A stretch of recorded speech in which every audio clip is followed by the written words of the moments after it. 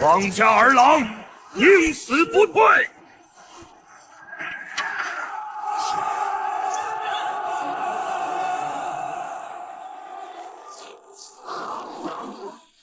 将军、大公子、二公子、云亭少爷，你们怎么就这么走了？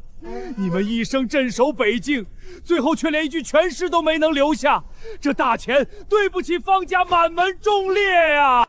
义儿，你身子弱，从小便受不得寒，快起来，别跪了。方家的天塌了，如今方家就只剩你这一根独苗了。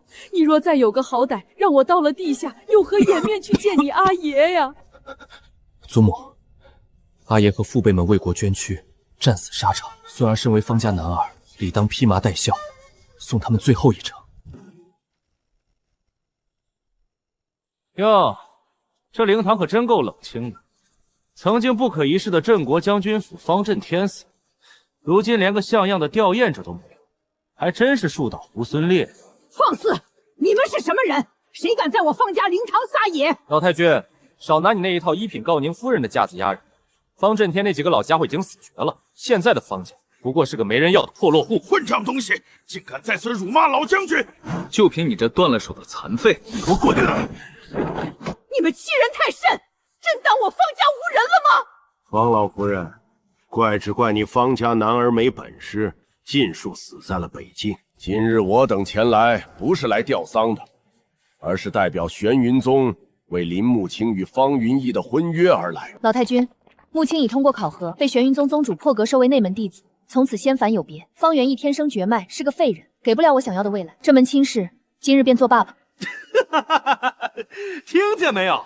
林师妹如今是9天之上的凤凰，而你这个活不过明天的病老鬼，连给她提鞋都不配，还想霸占着婚约不放，也不撒泡尿照照自己是个什么德行？你们方家那些只知道逞匹夫之勇的莽夫，死在北境纯属活该。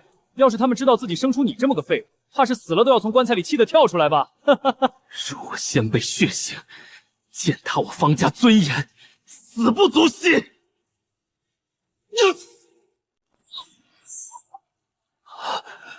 义儿，小少爷，小少爷，你醒醒啊！快来人啊！叫大夫！真是晦气，被我随口说中痛处，竟然直接气死了。果然是个不堪一击的废物。徐长老，既然他已经不行了，那定亲器物我们是不是可以直接拿走？一个死人配不上我玄云宗的弟子，凤儿，去把他身上的青鸾玉佩搜出来。遵命，长老。这废物死了倒也干净，省得脏了林师妹的脸。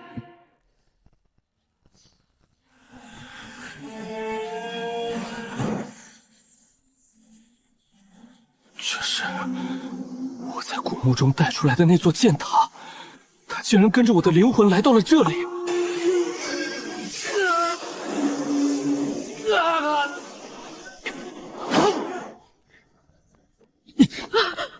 死了还攥着玉佩干什么？给我拿来！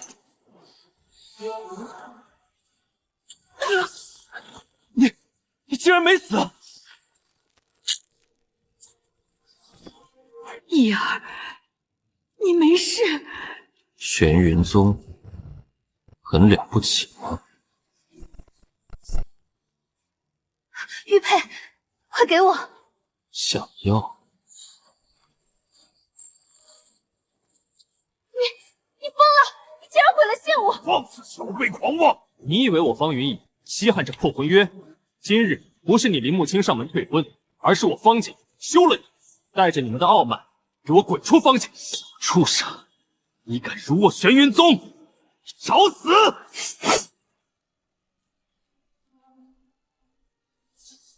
你大可试试。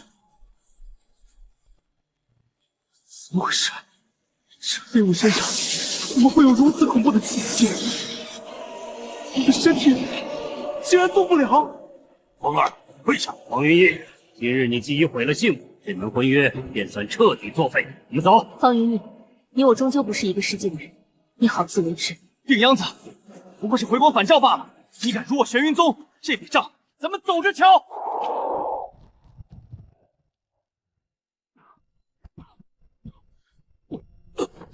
么样了？你这孩子何苦为了争一口气，强行催动残存的真气啊！小少爷，您快歇着吧，祖母，别再伤了心脉。孙儿没事，只是方才怒气攻心，吐出了一口淤血，胸口反而畅快了许多。方家的颜面，从来不是靠一纸婚约来维持的。今日他们如何欺辱我们，他日孙儿定会让他们百倍奉还。好孩子，你能想开就好。祖母什么都不求，只求你能平平安安的活下去。活下去？不仅要活下去，我还要将那些陷害方家、践踏方家尊严的杂碎全部送上下地狱。赵峰，就从你开始。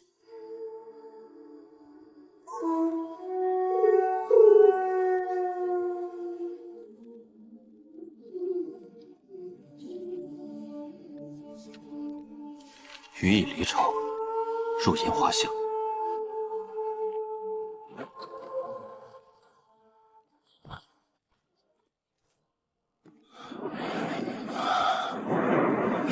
这京都的小娘子就是够味儿，比宗门里那些假清高的女人强多了。还有那个方家的病秧子，敢跟老子甩脸子，等老子明天找个机会，非打断他2条狗腿不可。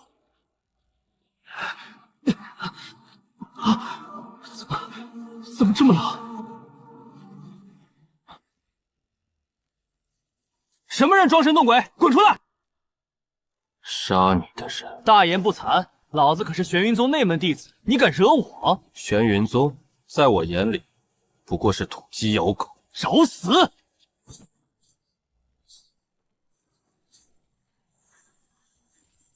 不可能，这是什么真气？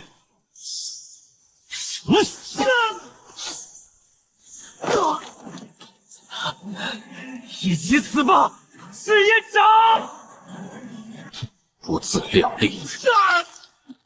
你到底是谁？我玄云宗不会放过你的！下辈子记得管好自己的祖主，我方家死！大戏刚刚开始。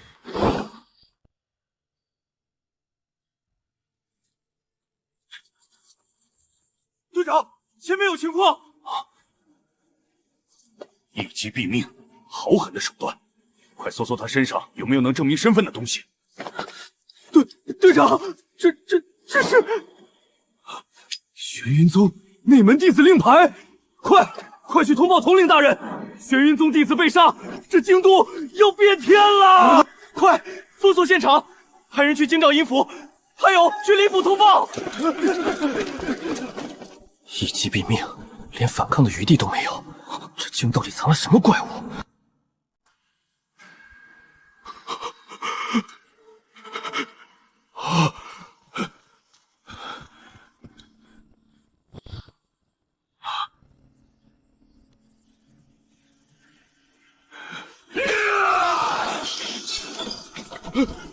徐长老息怒，这绝不是我林家所为啊！说，在哪里发现的？可有凶手的线索？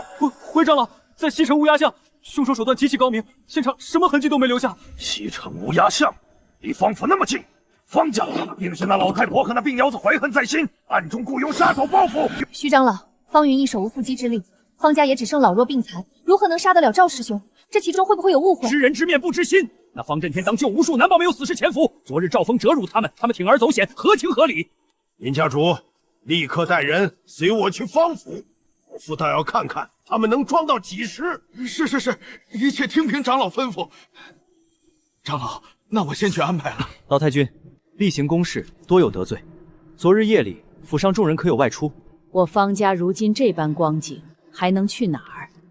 叶儿自幼体弱，昨夜早在藏书楼歇下，福伯一直守着。差言明鉴，我家少爷身子骨弱，吹不得冷风，连这正厅的门都甚少出，更别提半夜外出了。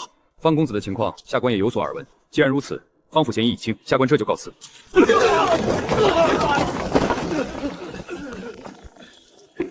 方老太婆，昨日之事尚未了结，今日老夫特来再问个明白。徐长老，你去而复返，甚至轰碎我方府大门，意欲何为？我孙儿需要静养，受不得惊扰。静，我看是做贼心虚吧。赵峰昨夜在离你方府不远的乌鸦巷惨死，你们作何解释？赵峰死了，死了？怎么会这样？继续说，定是你们方家怀恨在心，深夜派死士暗杀。一派胡言！我方家满门忠烈，行事光明磊落，岂会做这等苟且之事？你有何证据？徐长老，查案之事自有京兆尹府负责，方家并无作案嫌疑，您毫无证据便强闯诰命府邸，于理不合。滚开！证据，他赵峰在你们方府受辱，晚上便横尸街头，这就是证据。若要证明清白，就让老夫亲自查探一下这小子的身体，看看他是不是真的手无缚鸡之力。不许怪我家少爷，他身患绝脉，受不住您的真气呀！是真是假，老夫一试便知。女儿，你不能这样！老东西，想看我的成全？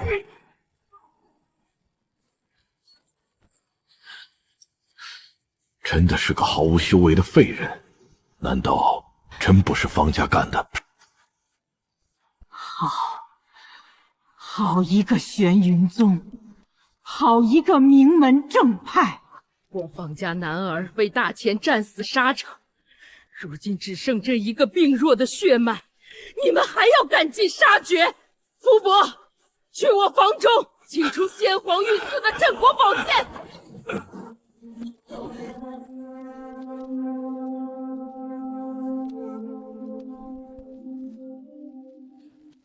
老身今日便是豁出这条命，也要拿着这把御赐宝剑进宫面圣。拿死人压我！好，既然脸都撕破了，老夫今日就送你们祖孙俩去地下团聚，杀人偿命，天经地义。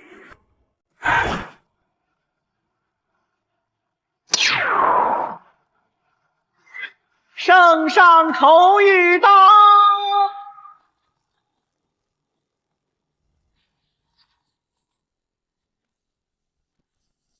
徐长老，好大的威风啊！王公公，我玄云宗弟子惨死，老夫不过是来寻个真相。奉陛下口谕，赵峰遇害一案交由京兆尹与皇城司全力督办，是非曲直，朝廷自会查明，绝不冤枉无辜。陛下说了，定会给玄云宗一个交代。徐长老，您还有什么不满的吗？老夫遵旨。方公子伤势不轻啊，李太医，劳烦您上前为方公子诊脉验伤。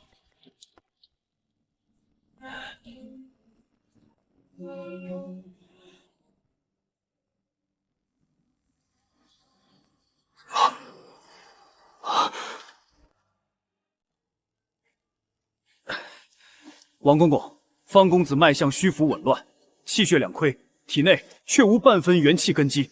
且公子心脉受损严重，若非命大，刚才那一击便已让他当场毙命了。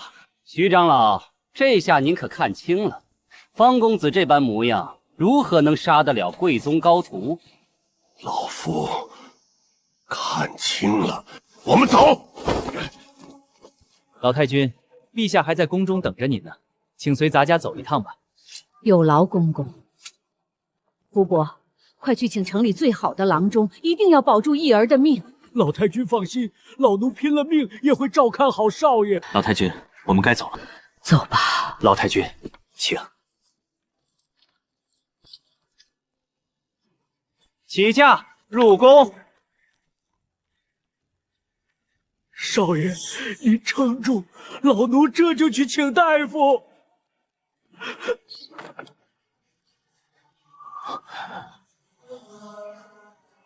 老东西，这长之仇很快就还你。血老狗玄云宗林家，今日之辱，来日必将你们连根拔起。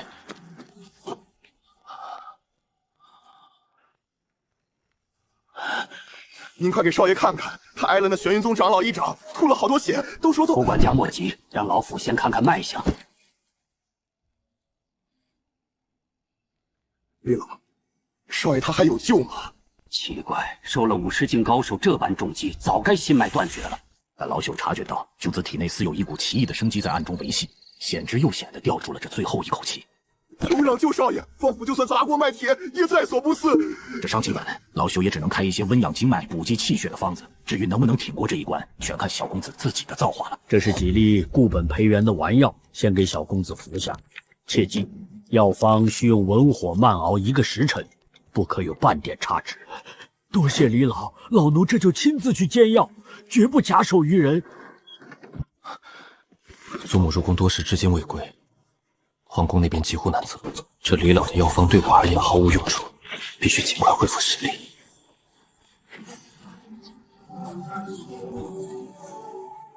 那老狗的暗箭还在体内肆虐，给我吞了它！怎么回事？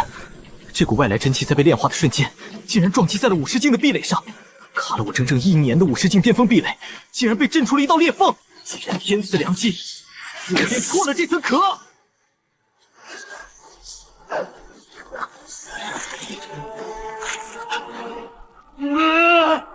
给我破！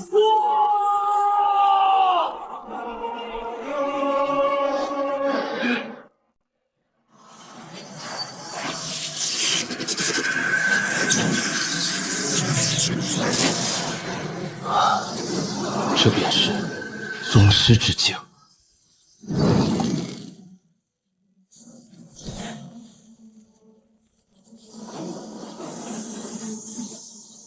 第2层终于开启了，好恐怖的灵气密度，而且这里的时间流速竟然比外界快了整整10倍。紫霄剑经第2卷，宗师境修炼法，原来如此。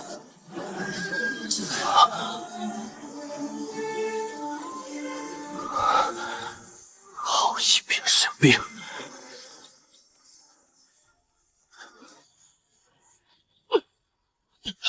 狗贱！看来以我初入宗师的境界，还不配拔出你。既然拔不出，那就在这里闭关，借10倍时间流律，彻底稳固宗师境界。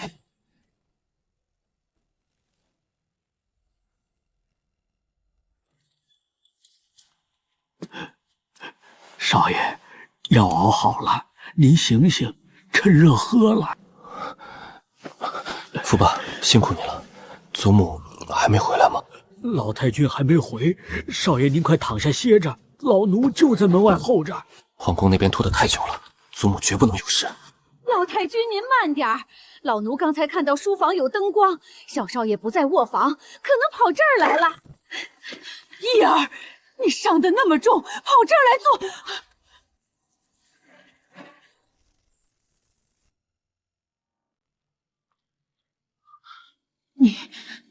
你是义儿，你的身体，小少爷，您这气色……老太君，赵嬷嬷，这是真气，你不仅没受伤，还……赵嬷嬷，劳烦您退到书房门外，死守房门，任何人靠近，杀无赦。是，老奴领命。祖母，孙儿不孝，欺瞒您整整8年。今日孙儿有2大秘密，必须向您坦白。你说，到底是怎么回事？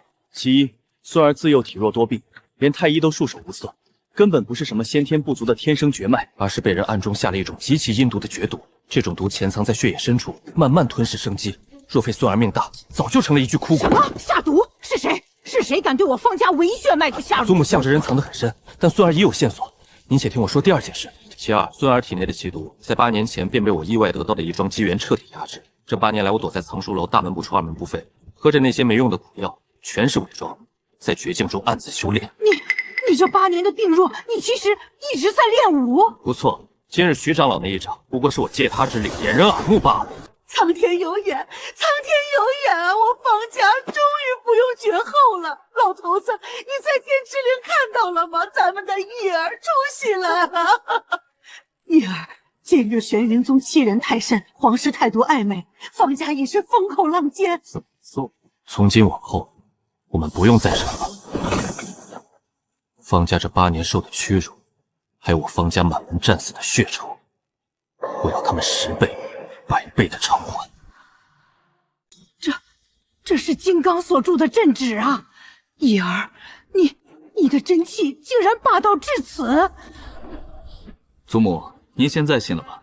孙儿不仅没病，这世上能伤我的人也不多了。所以那玄云宗的赵峰不错，正是孙儿亲手所杀。他敢辱我方家，辱您，死有余辜。真的是你，竟然真的是你！那今日徐长老那一掌，徐长老不过是个武师境的废物罢了。他那一掌打在我身上，连给我挠痒都不够。只是孙儿有件事情一直未告知老太君，孙儿是故意运转秘法，强行震断了几根无关紧要的经脉，制造出重伤临死绝脉发作的假象。若不如此，怎能彻底洗脱杀人嫌疑？怎能堵住玄云宗和那群太医的嘴？又怎能让陛下彻底放下对我方家的戒心？义儿，你身上的绝脉之毒，还有你这身惊世骇俗的武道，究竟从何而来？祖母，此事说来话长。其实，在8年前，孙儿就已经遇到了生命中的贵人。8年前，孙儿在藏书楼中因毒发昏死过去，恍惚间遇到了一位游历红尘、游戏人间的世外高人。世外高人，正是他老人家见孙儿骨骼惊奇，虽身中奇毒，却心智坚韧，心生怜悯，便以无上秘法替孙儿压制了毒性，并暗中收孙儿为徒。这8年来，师傅他老人家神龙见首不见尾，夜半时分便会潜入府中，传授孙儿无上武道。孙儿能有今日，全靠恩师栽培。原来如此，原来如此啊！这位恩师如今何在？我申定要备下厚礼，当面叩谢他的大恩大德。祖母不可，师傅他老人家乃是方外之人，最烦世俗礼节。他曾严厉中负过，绝不可对外人提及他的存在。他行踪飘忽，若我们刻意去寻，反而会惹他老人家不悦。在他的帮助下，孙儿已脱胎换骨。是，其人必有怪癖，是老身唐言啊！我方家列祖列保佑，让我一儿得遇贵人。老头子，你看到了吗？咱们的孙儿有出息了，方家终于不用绝后了。孙儿的事你已尽知，在外人眼里，我依旧是那个活不过明年的病秧子。祖母明白，木秀于林，风必摧之。在咱们方家没有重振女馆之前，必须继续隐忍。今日您被陛下留宿宫中整整1日，按理说只是为了安抚玄云宗之事，绝不需要耗费如此久的时间。宫里到底发生了什么？陛下是不是还对您说了别的事？义儿，你心思敏锐，猜得一点不错。陛下留我根本不是为了玄云宗，而是因为北境出了统申天的大事。北境8年前，你爷爷、大伯、二伯，还有你云庭哥，皆战死咱们方家用血肉筑起的防线。可是赵元明那个卑鄙小人接管北境后，只顾着安插亲信，排除异己，更是年年克扣军饷。3日前，以你爷爷昔日旧将周天罡为首的巡防营，因为将士们饥寒交迫，死伤惨重，终于忍无可忍，他们扣押了朝廷派去的督粮官，声称若是朝廷不严惩赵元明，补发军饷，他们便自行其位。兵正。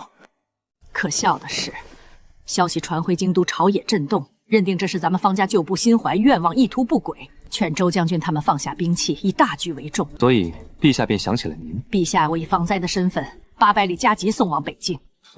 陛下真是打得一手好算盘。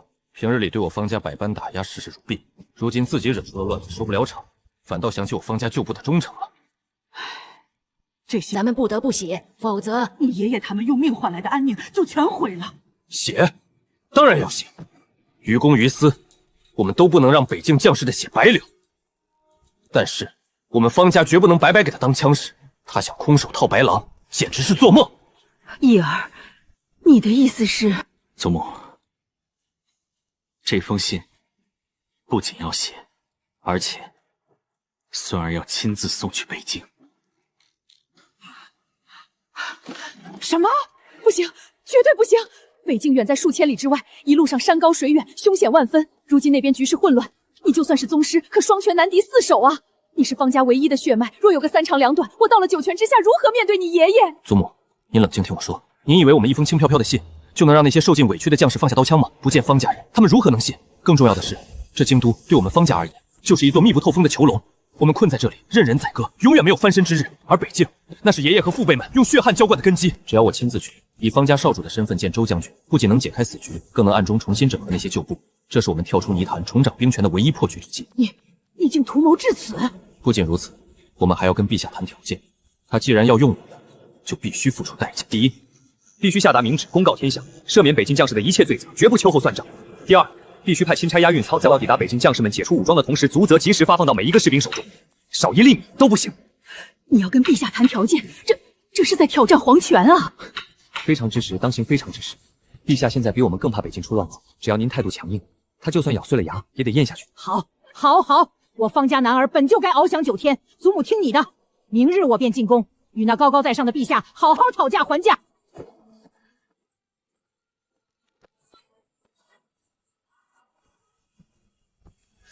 这是你爷爷的私印，在北境，这枚印比圣旨还管用。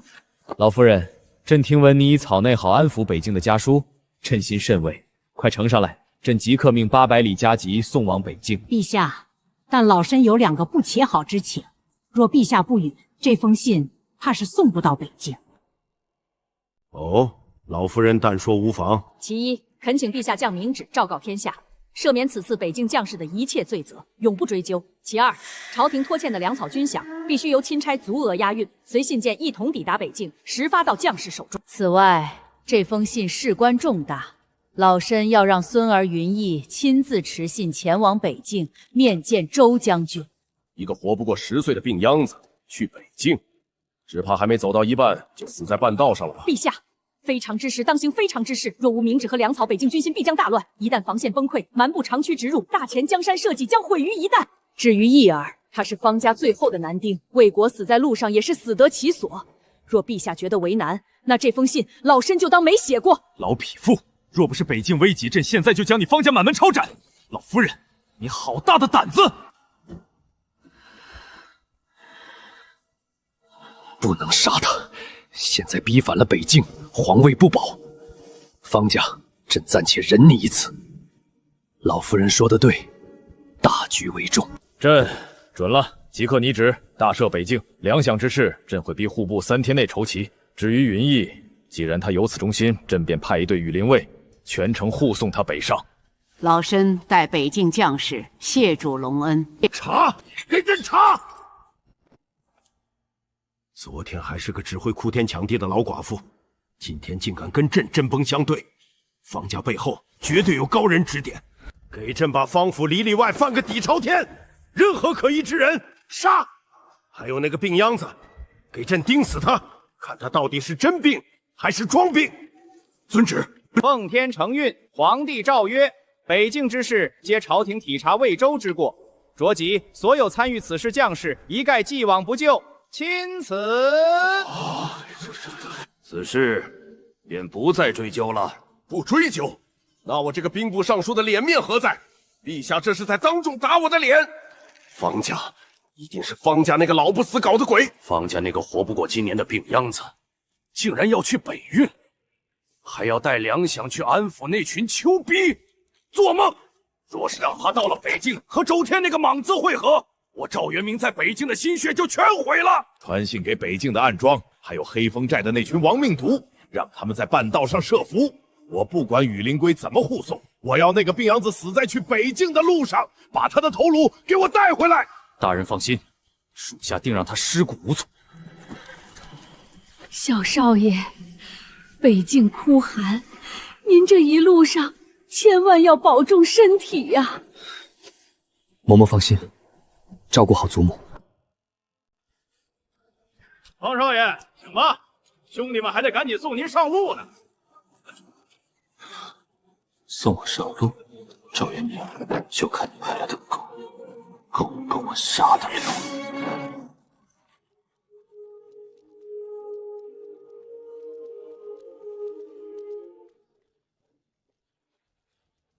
果然是扶不上墙的烂泥，满营将士都在喝西北风，就等他一个人。李大人息怒，这病秧子能活着爬到南门就不错。在下方无疑，奉旨随行。让李大人久等了。方公子既然身负皇命，当时刻谨记国事为重。此去北境山高路远，军情如火，可没时间让你坐在马车里慢悠悠的游山玩水。来人，把方公子的马车撤了！从现在起，全军骑马行进，任何人不得拖延行军速度。方少爷，请吧。这北境的寒风可不比京都的软玉温香，您这身子骨骑在马上可得抓紧缰绳，别一头栽下来摔碎了。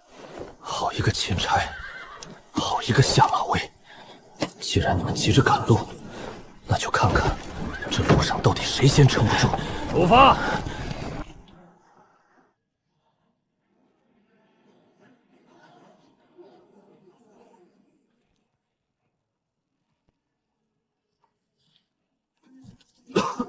这病秧子还真是命硬，我还以为他第一天就会从马上摔断脖子呢。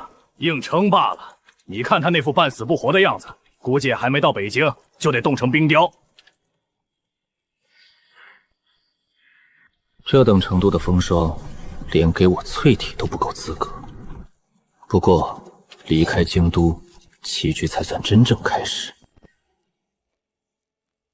傅伯，待我出城后，你避开所有人的耳目，将这2封信送到南城陈记杂货铺的掌柜手里，就说北地的故人托送山货。老奴拼了这条命，也必定办妥。小少爷，你一人北上，千万当心呐！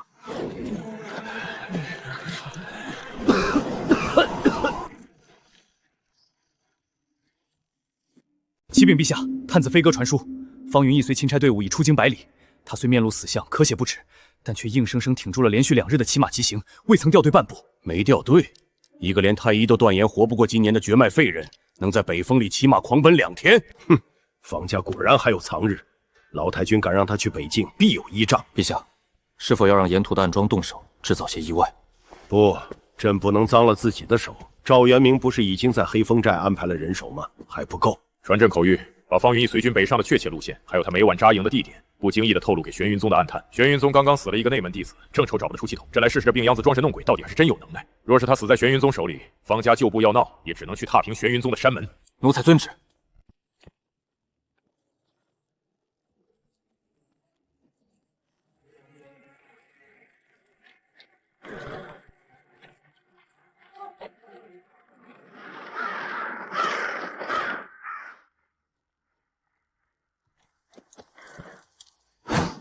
从出京就跟在后面的尾巴，终于按耐不住了。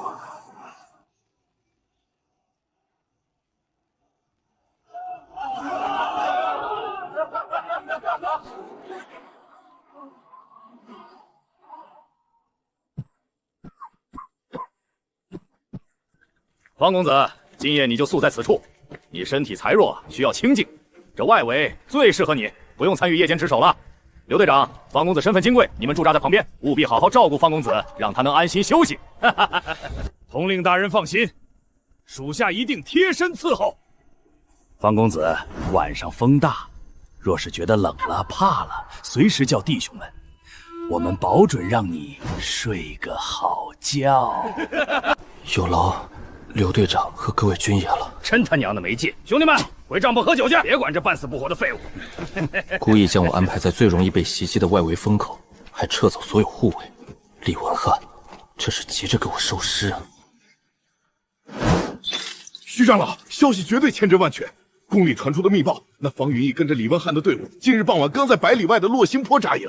而且据说李文翰极度厌恶方云逸，根本不给他派护卫，他现在就是个光杆司令。好极了！方家那个老不死，以为把他送出京都就能保住他的命，做梦！赵峰不能白死，玄云宗的脸面不能白丢。立刻星夜出城，赶在李文轩队伍拔营之前，给我把那个病秧子的头颅砍下来。记住，我要他死无全尸。遵命。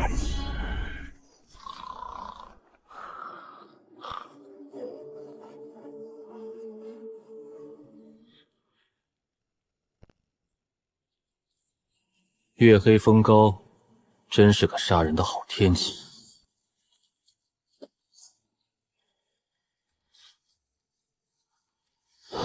玄云宗的老鼠终于舍得出洞了吗？你不是绝脉废人，这等真气，你到底是谁？死人不需要知道太多。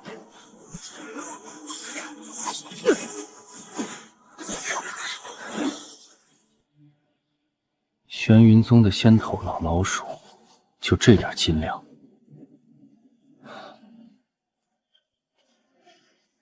弟兄们，把这边的火堆灭了，咱们方大少爷需要清静，可别热着他。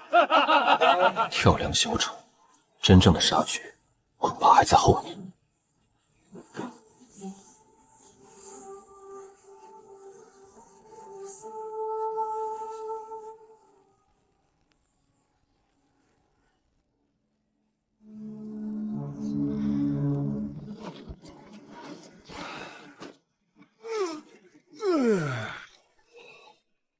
得到了，走。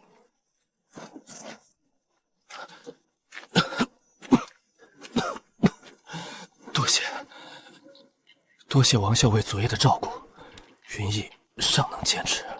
统领，这病秧子冻了一夜，怎么还没死？命也太硬了吧！哼，回光返照罢了。别管他，误了行程，咱们都吃罪不起。全军听令，即刻拔营。这孽障，倒像只打不死的蟑螂。走。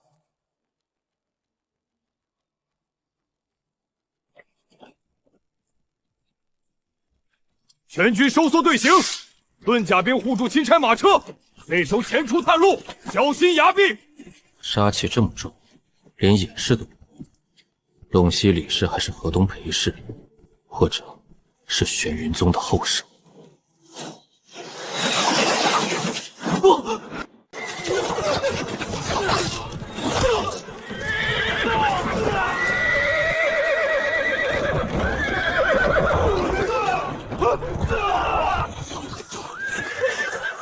救命啊！救命啊！救命啊！保护方公子！李琦！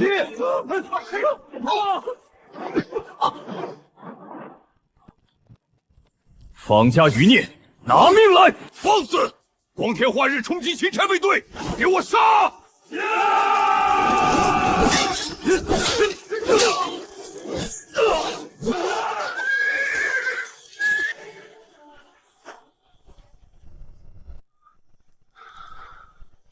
目标已死，进军难产，撤！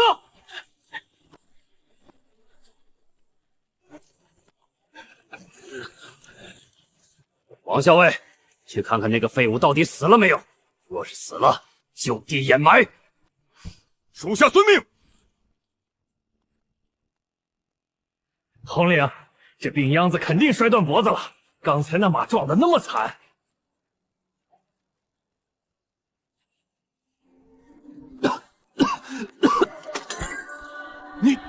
你竟然没死！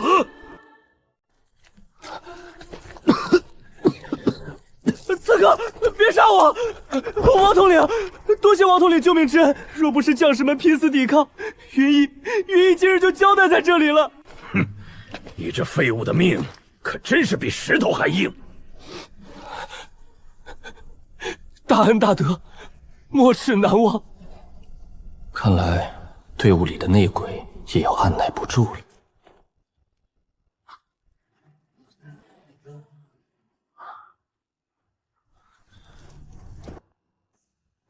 方公子，受了惊吓，喝口水压压惊吧。多谢这位兄弟。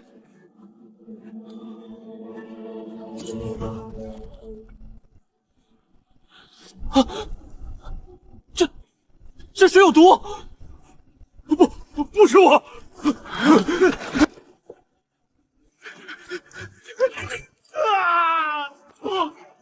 混账东西！竟敢在军中投毒！给我拿下，严加拷问！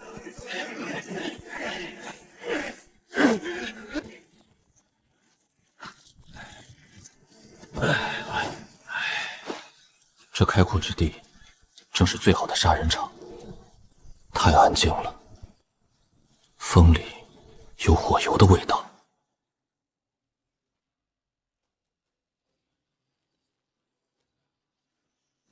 提醒，保护钦差大人！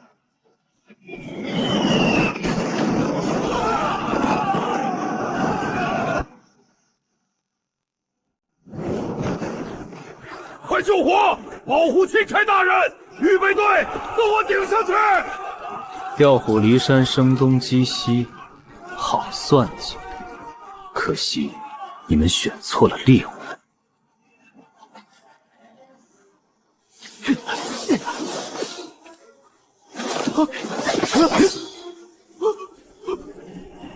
死！不要！救命！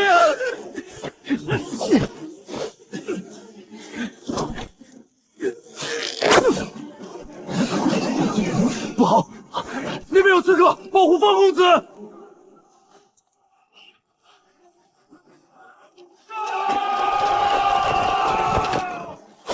势不可为，撤！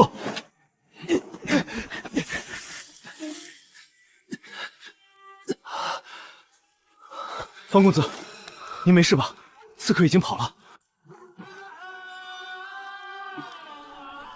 没花型的暗器，这是一个只有死士才知道的秘密，而这个秘密足以颠覆整个天下。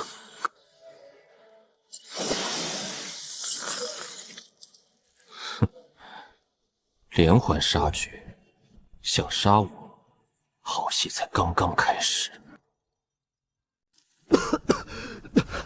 多谢王位，昨夜若非禁军拼死相救，我只怕也成了刀下亡魂。方公子吉人天相，为了杀一个病秧子，竟敢拿本官的真貌状诱饵。若是下一次他们假戏真做，连本官一起宰了呢？传本官命令，自即日起，凡有形迹可疑靠近1丈者，无论目标是谁，一律格杀勿论，无需请示。遵命。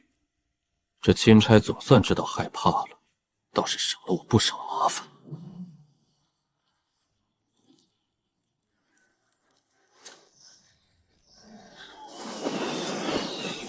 一起结阵防御，保护钦差。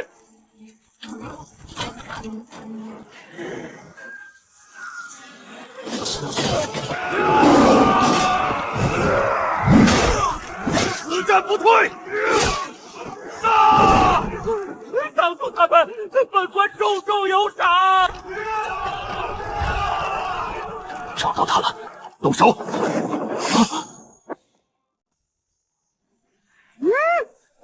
雕虫小技！救命！杀人了！王校尉救我！这病秧子属泥鳅的，追！绝不能让他活过今晚！跑啊！继续跑，看你能撑到几时！废物的命倒是硬，居然还能跑这么快！玄云宗的流云步，真以为穿上夜行衣我就认不出你们这群杂碎了？既然你们找死，那就成全你们！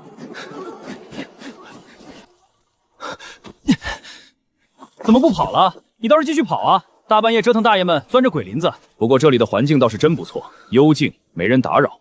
方公子，你倒是挺会挑地方，给自己选了这么一处风水宝地作为葬身之所。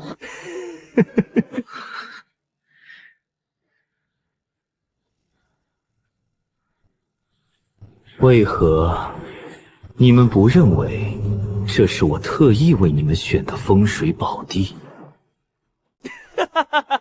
风水宝地，这病秧子是不是被吓疯了？死到临头还敢嘴硬，老子这就送你上路！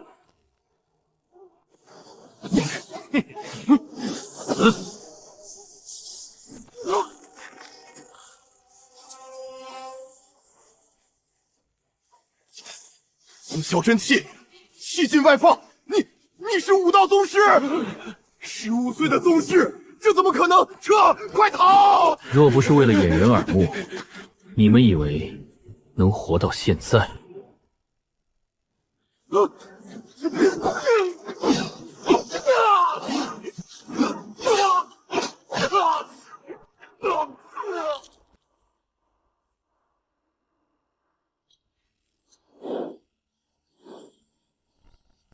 这北境的水果然够浑。既然如此，那就让我来彻底搅翻它。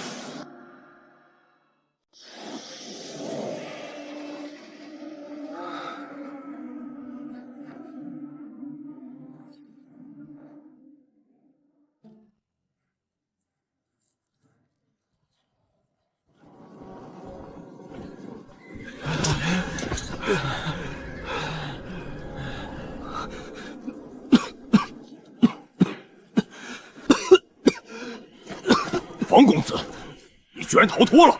真是好人不长命，祸害1000年。病成这样还能躲过乱军，命真大。我躲在车底下，吓死我了。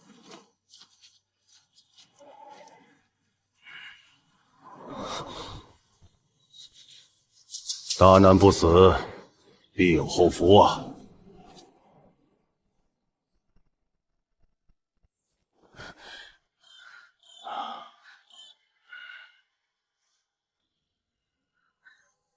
师尊，这些人全都是被一击秒杀，连反抗的余地都没有。气尽外放，凝气成刃，好精纯霸道的真气。这是一位武道宗师的手笔。宗师？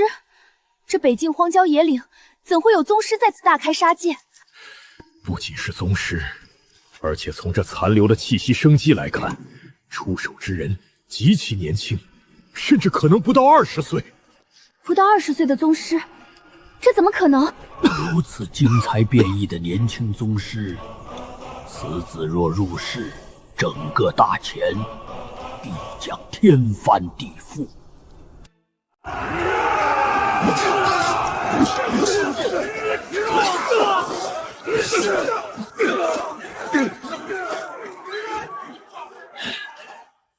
大前的软脚羊，受死吧！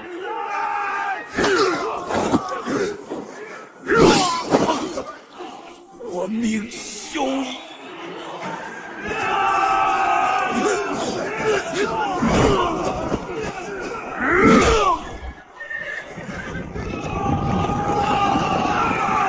北境边军在此，杀光这群蛮狗！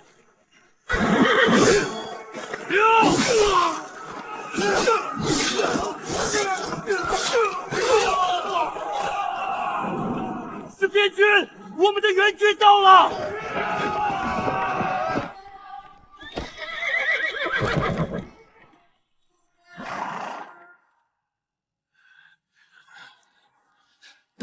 大人，你忍着点儿，下官要拔剑了。你这老不死的东西，轻点儿，想疼死本官吗？一群废物！本官堂堂钦差，若是死在这荒郊野岭，陛下定诛你们9族！没死，我活下了。你这该死的病秧子，你竟然没死！堵得像筛糠一样。若不是留着你这条狗命还有用，刚才那流箭是射穿的，就该是你的喉咙。你就是个扫把星，恶心人的祸害！要不是因为你这废物拖累队伍，本官何至于遭受如此大罪？还敢躲？本官今天非打死你这丧门星不可！谁敢管本官的闲事？李大人，这里是战场，还请保留些体力。你一个小小边将，竟敢对本官无礼！这位公子，你没……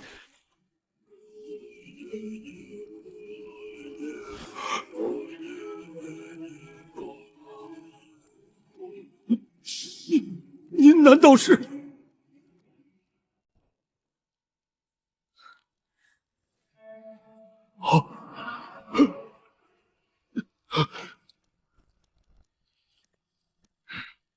末将北境巡防营副将周猛参见钦差大人。行了行了，起来吧。多亏周将军及时赶到，此地凶险，你看我们是不是该赶紧离开这鬼地方？李大人所言极是，此处血腥气太重，难保蛮族不会卷土重来。末将建议队伍即刻启程，由末将率部护送前往50里外的铁壁关休整。关内有医官药物，大人也可安心养伤。好，就依周将军之言，马上走，一刻也不要多留。所有人听令，轻伤者相互扶持，重伤者由边军弟兄背负，即刻开拔，目标铁壁关。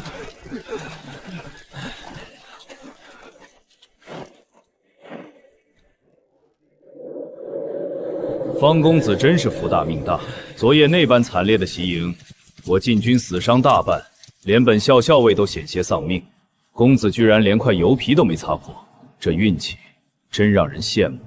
王校尉说笑了，我胆子小，一听见动静就钻到了马车底下，一直趴在泥水里不敢动弹，这才侥幸捡回一条命。最好是这样。哼，撤！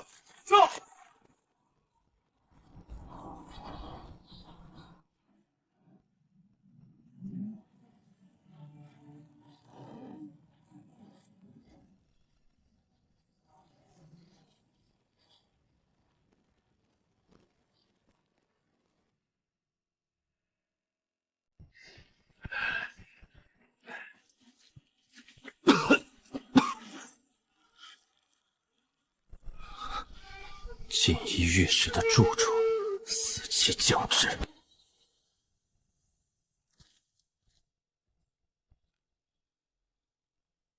方公子，你就暂且在此歇息吧。这位军爷，钦差大人的营帐在那边，我能否离大人近些？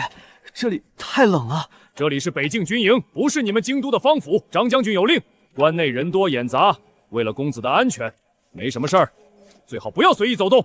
诺！你们两个日夜守在这里，一步也不许离开，给我保护好方公子。李大人，您此番北上，陛下那道关于补发镇北军旧部粮饷的圣旨，什么意思？陛下的意思是安抚北境军心，赦免那帮旧部扣押都粮官的罪过，足额补发粮饷。大人，这怎么能行？那些方家旧物全都是骄兵悍将，他们敢扣押都粮官，形同谋逆。若是就这么轻轻放过，还给他们发粮，这岂不是助长了这帮叛逆的气焰？以后北境谁还听我们的调遣？孙将军，本官也知此举不妥，但圣意难违，我等做臣子的唯有遵旨办事。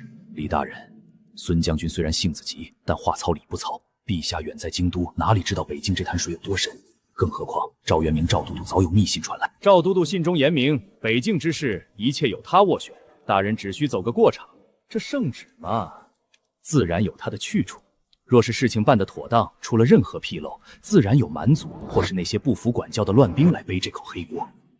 这未免，大人，昨夜落英峡遇袭，大人险死还生，这北境凶险万分。若是大人不能与我等同心，末将真的很担心大人能否平安回到京都。一切但凭张将军安排。好，大人识时务。吴先生，既然大人同意了，那条妙计也该拿出来了。将军，我们要遵旨发粮，而且要大张旗鼓发。不过，我们在送往巫山关的粮草里混入蛮族特有的毒草断茶红。断茶红，此毒无色无味，混在粮食中根本无法察觉，且潜伏期长，必须连续食用3日才会彻底发作。一旦毒发，中毒者将腹痛如绞，七窍流血，状若瘟疫。届时，巫山关内将是一片人间地狱。等他们毒发之时，将军便以救援为名，率领大军入关，将那些中毒无力反抗的方家旧部尽数屠戮，一个不留。好一条绝户计，绝，太绝了！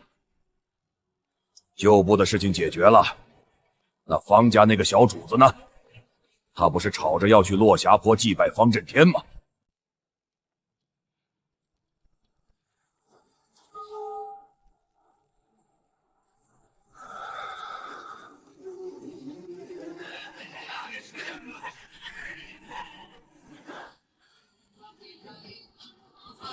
断肠湖，落霞风剑杀。张怀远，既然你迫不及待的想下地狱，那就看看到底是谁先死。报，将军，铁壁关张慧远派人传信，说钦差李大人在落英峡遇袭重伤，无法亲临巫山关宣旨。张慧远要求将军即刻孤身前往铁壁关面见钦差，亲自领取赦免圣旨及补发的粮饷。放他娘的狗屁！孤身前往，这摆明了是黄鼠狼给鸡拜年，没安好心。将军，这绝对是张弘养的圈套。只要您一进铁壁关，他肯定立马翻脸抓人，以此来要挟我们这帮兄弟。陈将军所言极是，圣旨向来是钦差亲临宣读，哪有让守将擅离职位亲自去领的道理？本将当然知道这是个陷阱。老钱，方家那根独苗云逸公子的消息如何了？据我们在铁壁关的暗桩回报，云逸公子已经被张怀远软禁在偏僻营帐，情况极其危险，张怀远恐怕随时会对他下毒手。张怀远敢？他若是敢动老将军的血脉一根汗毛，老子就算拼尽最后一滴血，也要率军踏平他铁壁关。传我军令，回复张怀远，就说蛮族大军压境，本将身负守关重任，寸步不能离，让他要发粮就自己送来。赵谦，立刻启用铁壁城内最高级别的暗桩，不惜一切代价，誓死保护云逸公子。方家的血脉绝不能断送在我们眼前。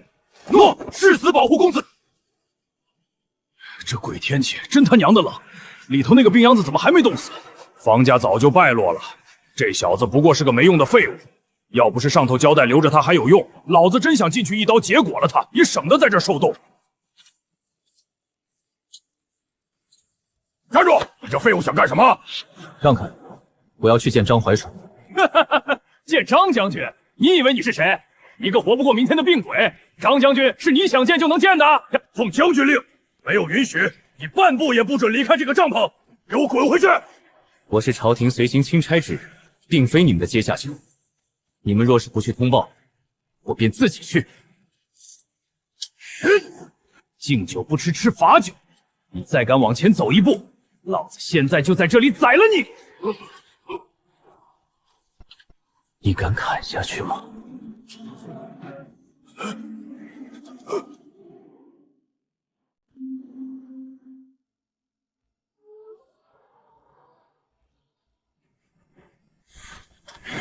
他娘的，都在这干什么？造反吗？孙将军，这方家的小子不听将令，非要硬闯营帐。哟，长本事了！一个连路都走不稳的废物，也敢在我铁壁关撒野！老子今天倒要看看，这病鬼是不是真的不怕死？你们铁壁关的将领就只会对手无寸铁的随行人员耀武狂威吗？张怀远将我软禁在此，意欲何为？莫非是你们背后那个老不死的赵元明指使你们在这里杀了我灭口？小畜生，你找死！停顿！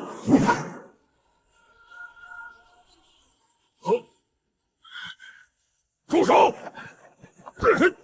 将军，这小子满嘴喷粪，辱骂赵都督，末将今日非劈了他不可！退下，还嫌不够丢人吗？方公子，手下人不懂规矩，让你受惊了。本将军也是为了你的安全着想，毕竟这关内关外蛮族细作横行。安全？我看张将军是想让我在这营帐里神不知鬼不觉的病死。我今日必须要出关，去落霞坡祭拜我祖父方震天。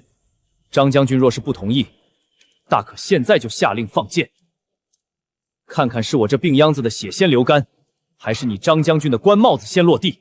好，既然方公子如此孝感动天，执意要出关祭拜，本将怎能阻拦？来人，给方公子备马。不劳张将军费心，请。既然他急着找死，那就成全他。带上你最精锐的人，换上蛮族的装备。记住，落霞坡就是他葬身之地。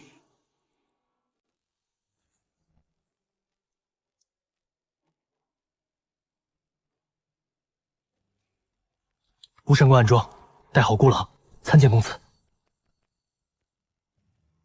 周老将军有何口信？周将军让属下转告公子，镇北军旧部誓死效忠方家，绝不背叛。周将军以洞悉张怀元逼他入关是陷阱，以抗命局不前往。同时，周将军让属下提醒公子，张怀元送往巫山关的粮草绝对有诈，且他已暗中调遣孙霸率领精锐伪装成蛮族，在落霞坡设下了天罗地网，就等公子出关。粮草有诈，设下埋伏，张回俺这条老狗还真是按耐不住。传信给周将军，让他按兵不动，守好巫山关。粮草的事，我自会解决。至于落霞坡的埋伏，就当是送给孙霸的一座坟场吧。公子，你要独自前去？既然他们搭好了戏台，我不去，岂不是辜负了张怀远的一番心意？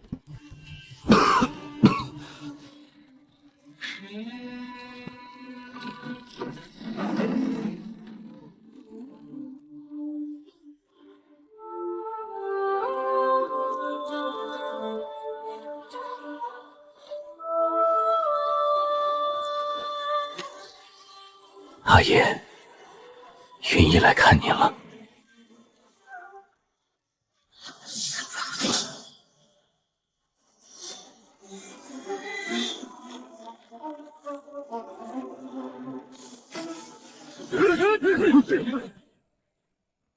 哈哈哈哈！方云衍，你还真敢来送死！明年的今天就是你的忌日，老子这就送你去见你爷爷，给我乱刀砍死他！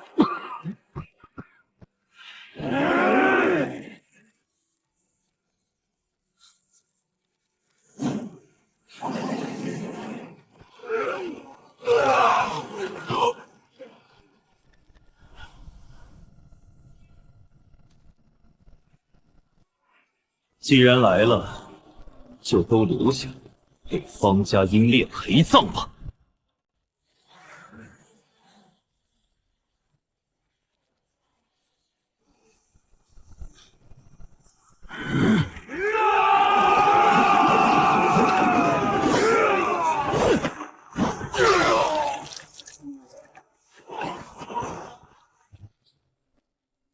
既然想当蛮族，那我就用对付蛮族的方法，送你们上路。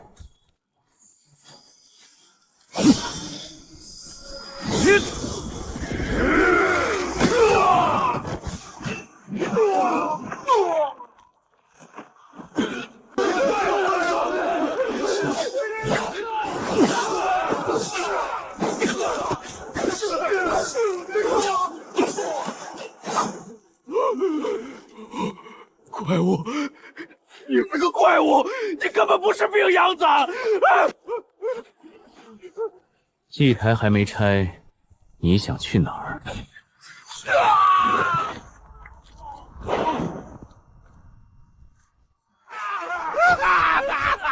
张怀元送去巫山关的粮草里，到底藏了什么名堂？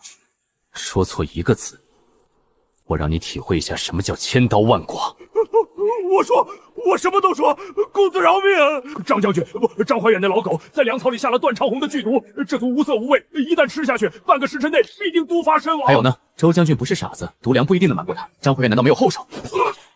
有，张怀远还故意撤走了防线2翼的暗哨，故意放了江湖蛮族游骑入关，他想用蛮族游骑不断骚扰消耗巫山关，逼着周云天不得不动用那批粮草。只要镇北军旧部中毒大乱，蛮族就会趁机踏平巫山关。好一个借刀杀人，好一个一石二鸟！张怀远、赵元明，你们为了铲除异邪，竟然拿大钱的国门和边关百姓当儿戏。公子，我都说了，求您把我当个屁放了吧。好，我送你上路。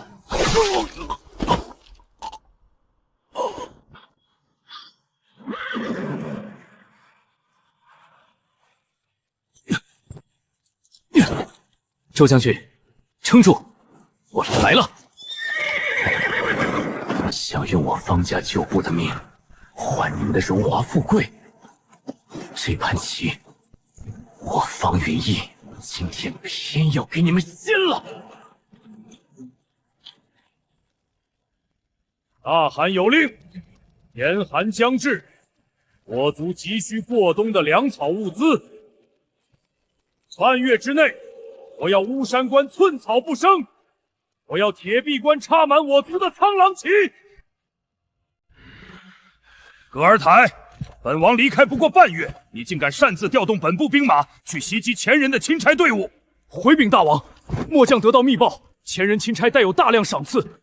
末将本想截杀钦差，重创前人士气，谁知前人护卫拼死抵抗，又有边军救援，末将损兵折将，未能全功，请大王责罚。蠢货，打草惊蛇，让前人有了防备，你这就是在坏大汗的布局。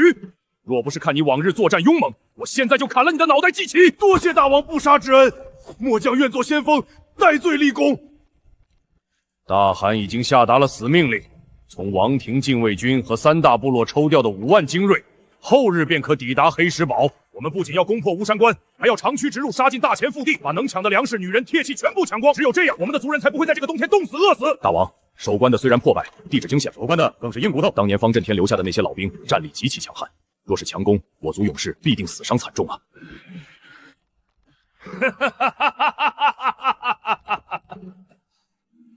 硬骨头，再硬的骨头，如果是从内部烂掉的呢？大前的兵部尚书赵元明可比我们更想让周清轩死。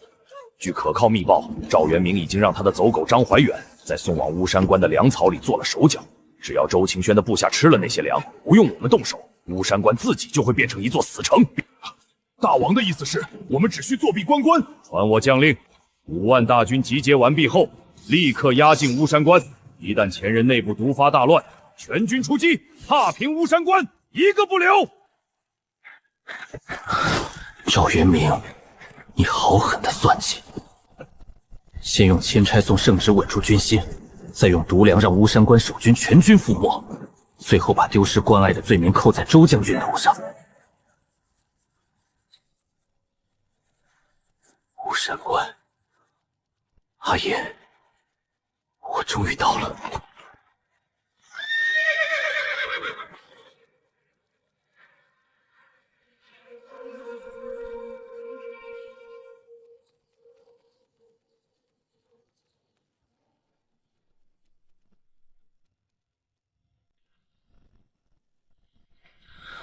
在下方云逸，自京都而来，特来求见周晴天，周将军。你说你叫什么？方云逸？哪个方？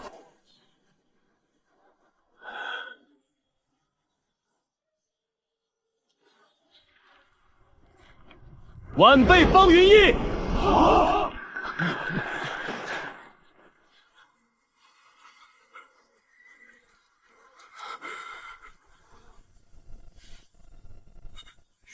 云逸少爷，真的是你！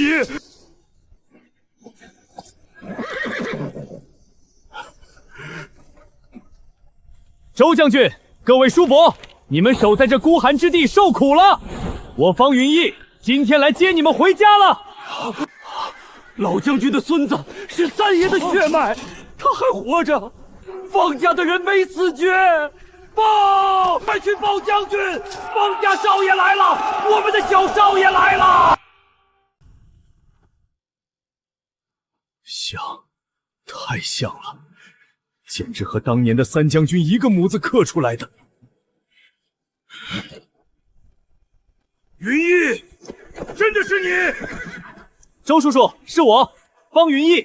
快打开关门，迎云逸少爷入关。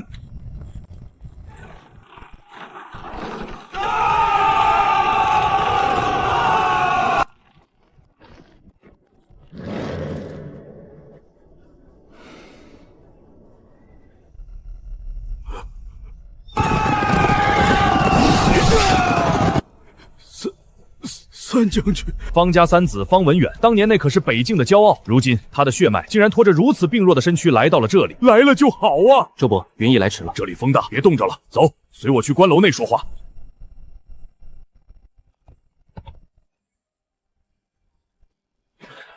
那边是伤兵营，条件极差，药材早就断了，许多兄弟受了伤，只能硬扛，扛不过去就只能等死。那是粮仓，你也看到了，已经空的能跑老鼠了。将士们每天只能喝一顿稀的能照出人影的米汤。朝廷还有铁壁关的那个畜生，他们是想把我们活活困死，饿死在这巫山关啊！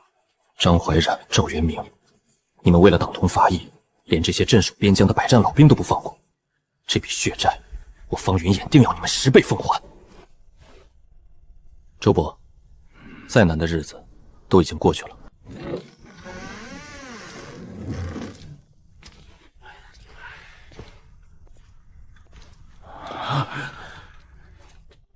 诸位叔伯，我方云逸今日来此，带来了一线生机。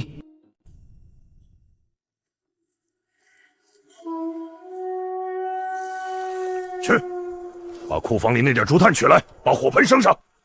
将军，那点竹炭所剩无几了，那是留着给重伤的兄弟。让你去就去，云逸少爷自小体弱，身子骨受不得寒，快去！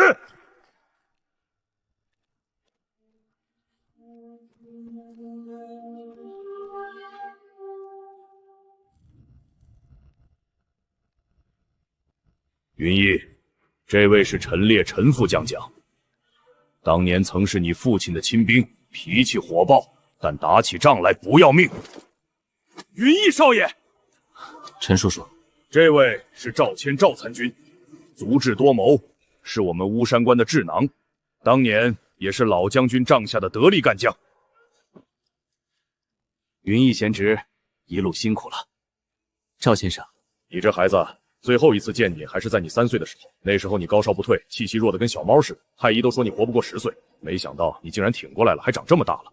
老太君他老人家身体可好？祖母身体尚可，只是8年来忧思成疾，全靠一股心气撑着。云逸少爷能来，老将军他们在天之灵也会高兴的。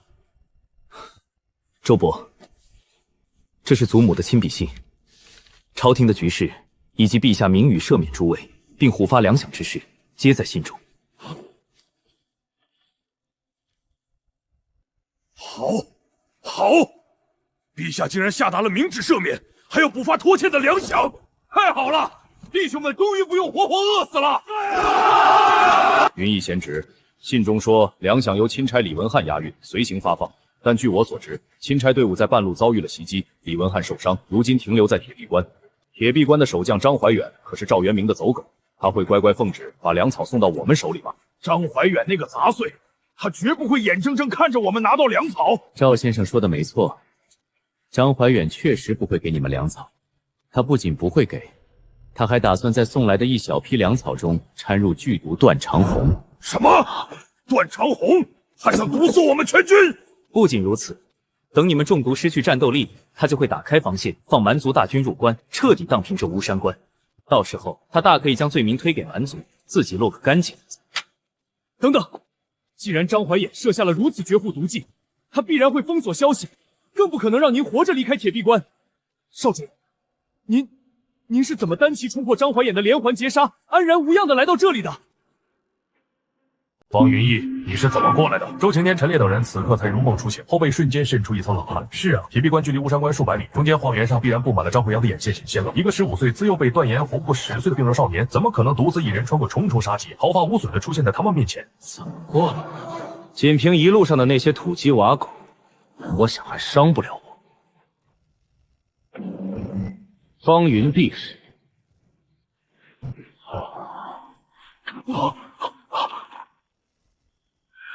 这是真气外放，剑气凝形，武道宗师！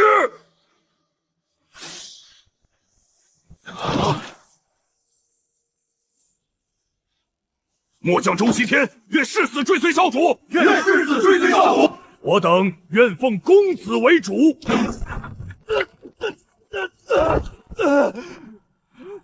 报！蛮族5万精锐大军已越过冰河，距关已不足10里。万蛮族！张辉远那个畜生真敢把防线彻底放开！将军，下令吧！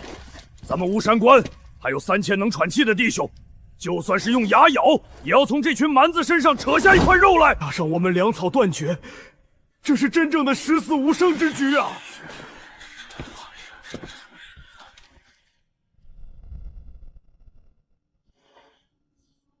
都慌什么？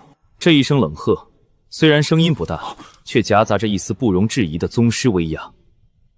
若是这5万蛮族真的是来攻城的，这名赤翼头根本不可能活着回来报信。少主的意思是，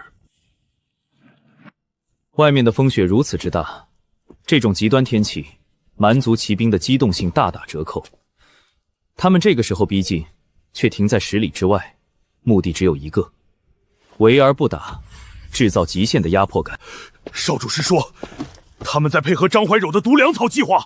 没错，张怀柔要在3日后送来混有断肠红的粮草。如果这时候巫山关外风平浪静，你们未必会立刻动用那批粮草。但如果5万蛮族大军兵临城下，随时可能发动总攻呢？你们为了让弟兄们吃饱饭有力气守城，一定会毫不犹豫地把那些有毒的粮食发下去。好歹毒的连环绝族计，这是要把我们镇北军旧部连根拔起。若非少主今日驾临点破这惊天杀局，我巫山关3000英魂恐怕要做个不明不白的饿死鬼了，饿死鬼了！周伯言中了。方家与镇北军本就是血脉相连。周伯、赵先生，眼下的危局虽然凶险，但也并非无解。我此次拼死北上，却有3大核心目的，请少主明示，老朽洗耳恭听。其一，跳出京都那个囚笼。前地多疑，方家如今在京都已是烈火烹油，我若不以病弱之躯作饵，根本无法活着走到这北境。我要在这里谋一条生路。陛下，竟凉薄至此，老将军当年可是为他挡过刀的呀。其二，我要在北境积蓄力量。这巫山关虽然破败，但只要我们将水搅浑，利用张怀远与蛮族之间的貌合扶离，就能在乱局中撕开一道口子，重现镇北军昔日荣光。少主是要火中取撩？哼。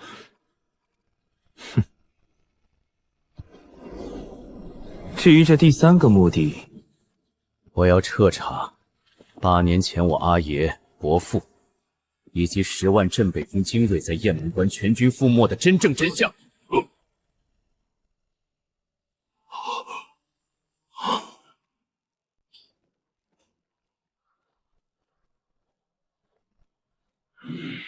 哎呦，周将军，这巫山关的寒风可是越来越刺骨了。您这日子过得真是清苦啊！王副使不在铁壁关享福，顶着风雪来我们这破庙，有何贵干？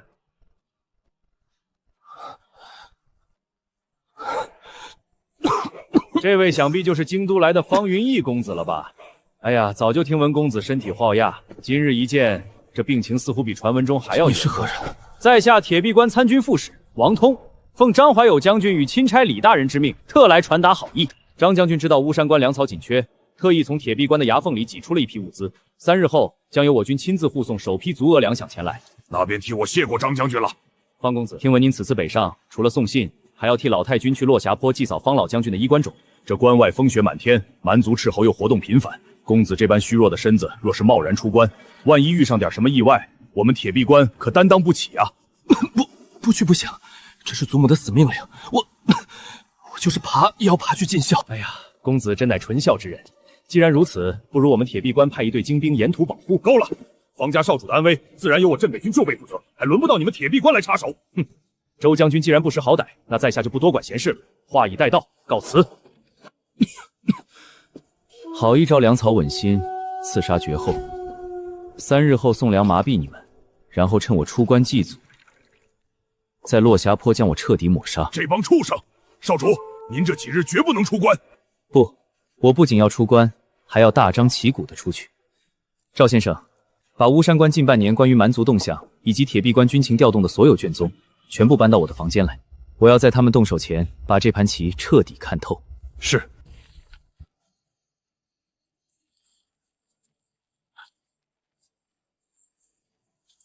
原来如此，铁壁关第3营私自换防，故意让出一条直通巫山关后方的密道。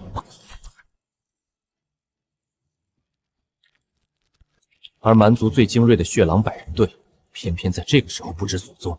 张黄远，你的胃口还真不小，想借蛮族的刀，连我带巫山关一起屠了。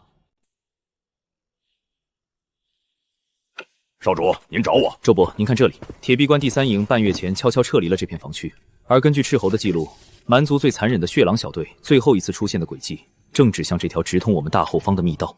这张华远竟然真的敢私放蛮族精锐入关，他是疯了吗？他没疯，他只是想把水搅浑。等血狼小队在落霞坡截杀了我，再顺势袭击防备空虚的巫山关后方，配合他送来的毒粮草，这就是一场完美的蛮族突袭至边关失守的戏码。这狗贼，我这就带人去把那条密洞堵死！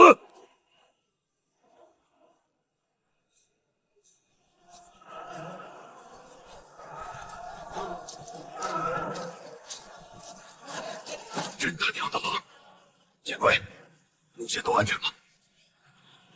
孙继卫放心，这地方几年都没人走，我今儿故意调开了岗哨，顺着这道摸出去，直奔落霞坡，绝对神不知鬼不觉。好，等老子在落霞坡砍了那病秧子的脑袋，少不了你的好处。走。看来我们不用去堵密道了。张辉远的恶犬已经悄悄放出去了。关内有内鬼，少主，我立刻去抓人。抓一个内鬼有什么用？打草惊蛇罢了。既然他们想玩瞒天过海的刺杀，那我就将计就计。明日清晨，我会大张旗鼓，带着队伍离开巫山关，前往落霞坡祭祖。少主不可！既然知道他们在落霞坡设伏，您这岂不是羊入虎口？羊入虎口？不，是引蛇出洞。周伯，我要您亲自去办一件事，挑选关内最精锐、最不怕死的百名死士，让他们脱下巫山关的破旧皮甲，全部换上我们缴获的铁壁关制式重型棉甲和金刚长刀。他们不是喜欢伪装吗？那这出戏的结局得由我们来定。我要让他们知道什么叫真正的绝望。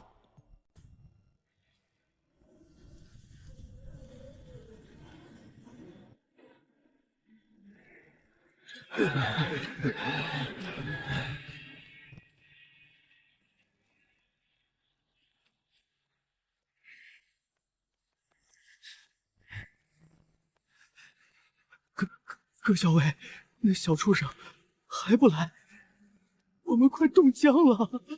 闭嘴，都给老子撑住！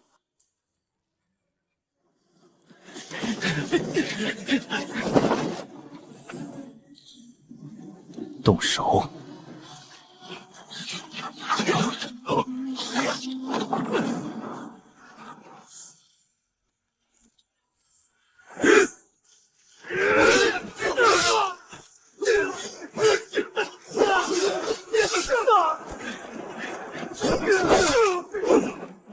重甲兵，这怎么可能？中计了，快撤！土鸡瓦狗！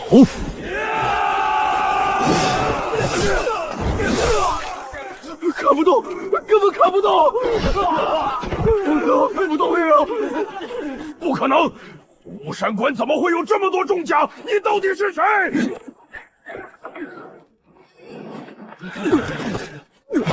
真气外放，悟道宗师，你不是个废人吗？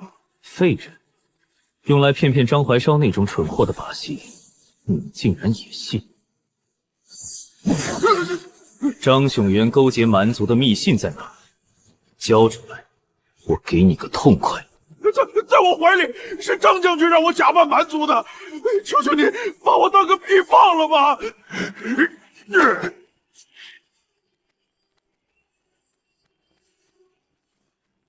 全杀！少主，叛贼已全部伏诛，我们现在回巫山关吗？回巫山关？既然张怀元这么喜欢下棋，那我就亲自去铁壁关掀了他的棋盘。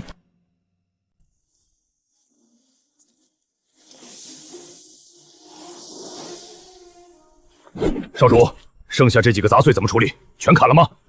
少主饶命，我们都是听命行事啊！求少主当个屁，把我们放了吧！死到临头还敢废话！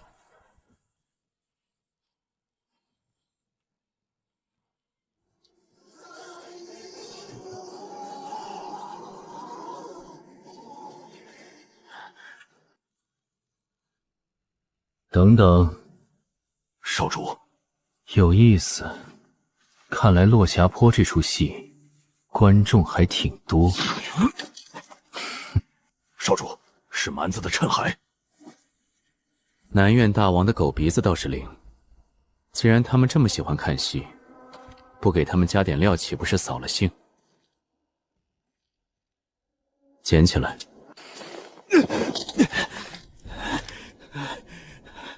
带着你的人往那边走。少主，去那边干什么？往前走，或者现在就死，选一个。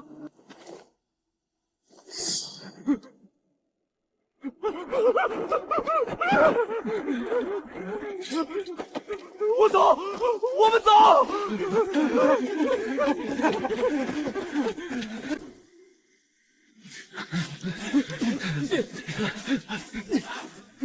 那位爷到底要干什么？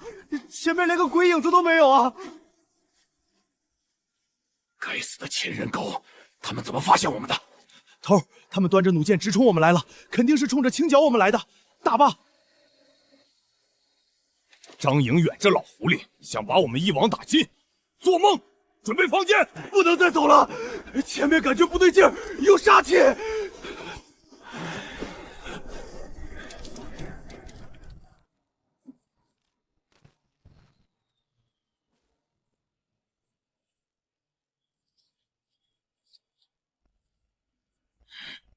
千人狗，欺人太甚，给我杀！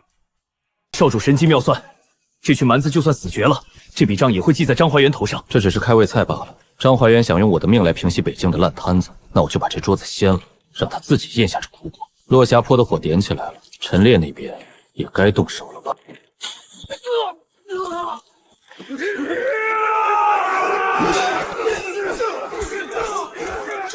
撤。是。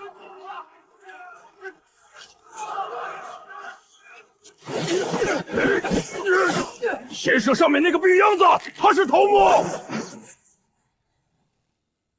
还给你们，扔！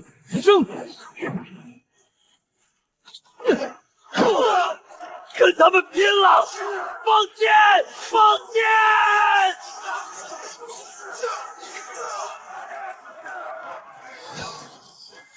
这戏台子搭得刚刚好。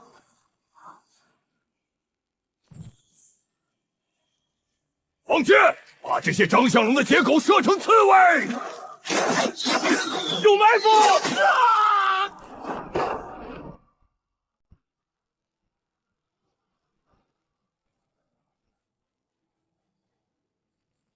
弟兄们，都给老子听好了！今晚我们不是巫山关的守军，我们是铁壁关张将军手下的精锐。明白？少主神机妙算，这群蛮子就算死绝了，这笔账也会记在张怀远头上。这只是开胃菜罢了。张怀然想用我的命来平息北京烂摊子，那我就把这桌子掀了，让他自己咽下这苦果。落霞坡的火点起来了，陈烈那边也该动手了吧？少主有令，抢光他们的粮草，烧光他们的帐篷，把你们身上的铁壁关零碎都给老子不小心留在里面。为了张怀远将军，为了大钱！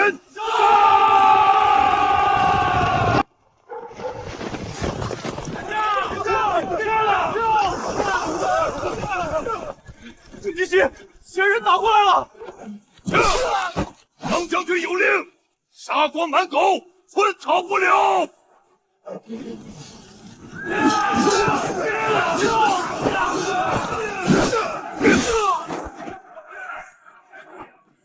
无损够了，不要恋战，撤！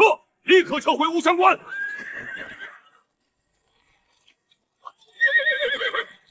统领大人，您看，张迎远，你这背信弃义的前人老狗，我血狼部与你势不两立，全军听令，给我杀向铁壁关，血债血偿！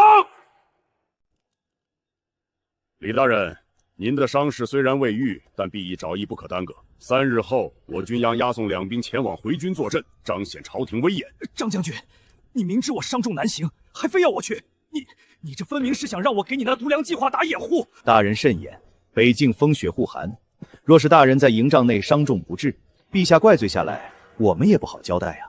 哼，李大人，你是聪明人，去了你就是宣旨的有功之臣；不去，这铁壁关外每天都会冻死几个不听话的孤魂野鬼。将军啊，好，本官依将军便是，3日后一同前往。哈哈哈哈！大人深明大义，末将佩服。等那方家的小杂种一死，这北境还是咱们说了算。拿下了。哈哈哈哈哈！将军，大事不好！慌什么？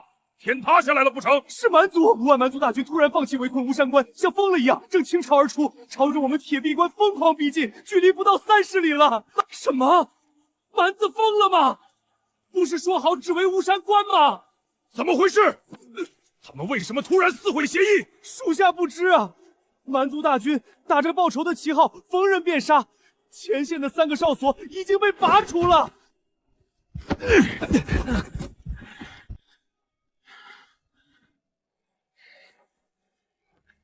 定是出了什么变故！快传令全军上城墙御敌，开启护城大战！将军，不好了！方云逸，是方云逸！那个病秧子，他不是被戈巴杀了吗？他没死，他带着巫山关的兵打上门来了。张将军，你疯了吗？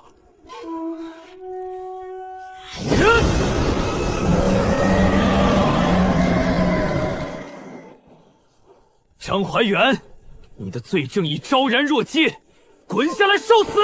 铁壁关全军将士听着，张怀远克扣军饷，私换防线，为了掩盖罪行，竟在送往巫山关的粮草中下毒断肠红，企图毒杀同旁，更暗中勾结蛮族，意图放异族入关，毒害同宾。大家不要听他蛊惑，放箭！给我放箭杀了他！造反！张怀远，你这通敌叛国的狗贼，也配跟我谈造反？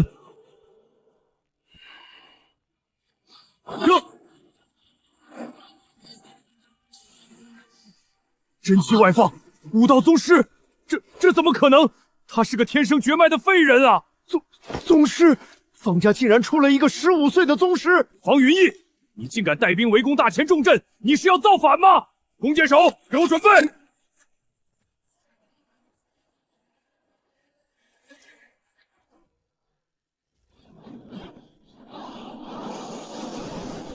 少主，全军已就位。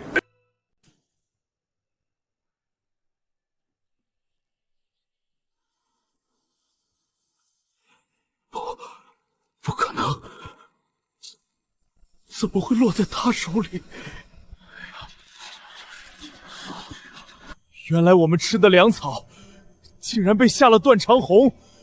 将军他怎么下得去手？我大哥就是死在蛮族手里的，他居然勾结蛮子，放异族入关，他还是大前的将军吗？赵怀远，你竟然干出这种诛九族的大罪，你不要连累本官！闭嘴！你这个废物也敢教训我？假的，都是假的！那供词是伪造的，这是方云逸的阴谋。他一个经脉尽断的废人，怎么可能是宗师？他这是在使用妖法蛊惑军心。妖法？张怀远，死到临头，你连承认自己罪行的勇气都没有了吗？放箭！我命令你们放箭！他伙同巫山关哗变，意图谋反，杀了他！快杀了他！你聋了吗？我叫你放箭！我们是镇北军的兵，是保家卫国的刀，绝不为你这种通敌叛国的畜生卖命！好，你们都不听令是吧？真以为我张某人没有底牌了吗？亲为死士听令！方云逸意图谋反，给我出城将他乱刀砍死！谁能斩下他的头颅，赏黄金1万两，官升3级，世袭我在！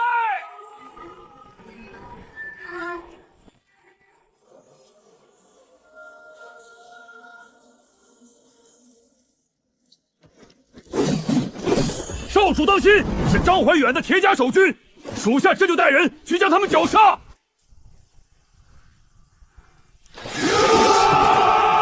退下！少主，这些死士皮糙肉厚，刀枪不入。活了退下！今日我要让这北境看看何为规矩，何为绝望。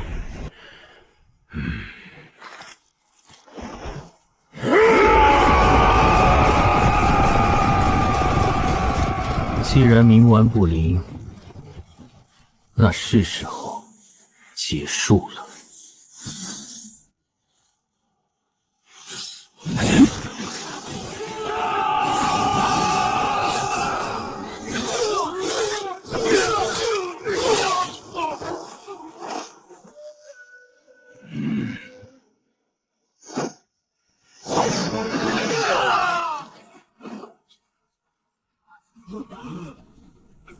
没救了，都得死！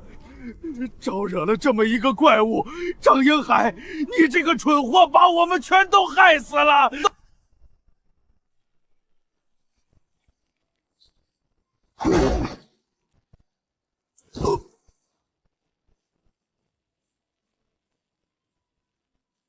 第一道祭品备齐了。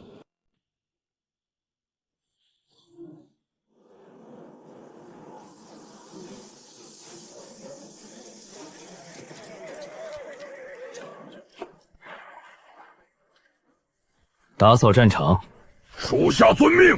将这些叛乱之人尽数收拢，陈列于铁壁关城门之下。我要让全城将士，让所有心怀鬼胎之人看清背叛家国、通敌作乱的下场。兄弟们，动手，清理战场，陈列叛党余孽。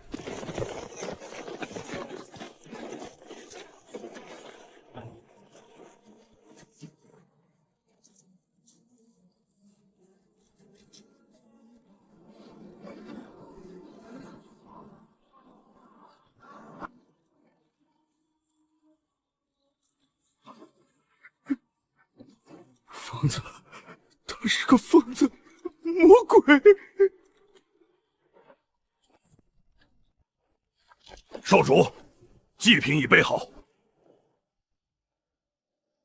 阿爷、大伯、二伯、云亭哥，8年了，叶儿来看你们了。8年来，方家承受了太多不白之冤，你们在地下想必也难以安眠。京都那些高高在上的人，以为方家气数已尽，可以随意拿捏；而在这北境，更有狼心狗肺之徒，为了一己私利，下扣军饷，甚至勾结异族，想将你们用命换来的疆土拱手相让。老将军，我对不起您啊！我竟然在一个通敌的畜生手下当了8年兵。今日我方云昂以叛贼败亡之果，祭奠你们在天之灵。这笔血债我记下了。那些躲在暗处的魑魅魍魉，那些忘恩负义之辈，我会一个一个把他们揪出来，挫骨扬灰。北境的风，今日该变了。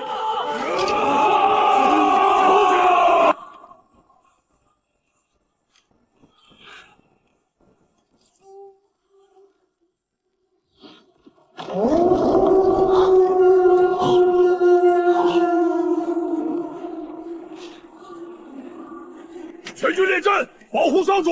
有大股骑兵逼近。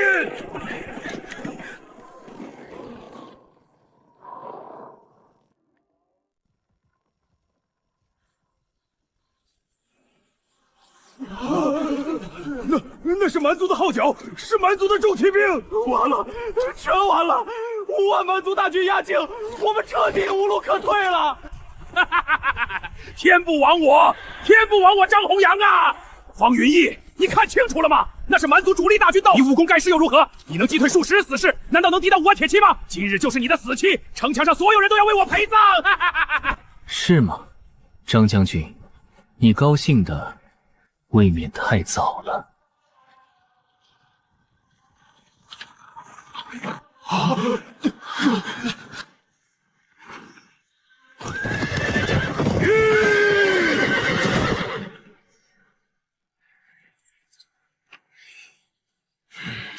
陈烈，怎么会？你们不是早已被蛮族大军围困了吗？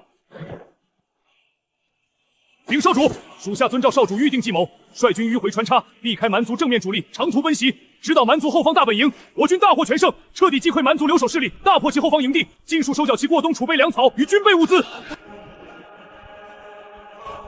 将缴获物资尽数呈上，让这铁壁关众人好好看看我大陈将士的战功。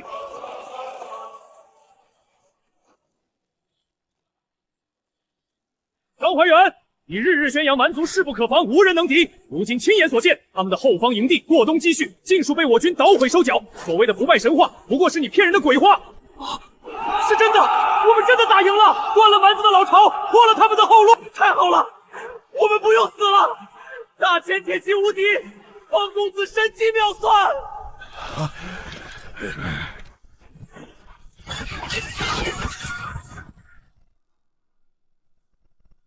张怀远，你这通敌叛国、祸乱的罪人，罪证确凿，铁证如山，你还有何话可辩？方公子神机妙算，运筹帷幄，一举破敌平乱，揭穿奸贼阴谋，乃是大钱重良，社稷功臣。不，我没有输，我才是北境的掌控者，我没有输。方云逸，闭嘴！我知道你们有无比武术，但我有人质，你敢动，我立刻会杀他。今日我若是败亡，便拉当朝钦差一同陪葬，大不了鱼死网破，谁也别想全身而退。张怀远，你是不是搞错了什么？你以为你现在还有资格跟我谈条件？你别过来，我真的敢动手！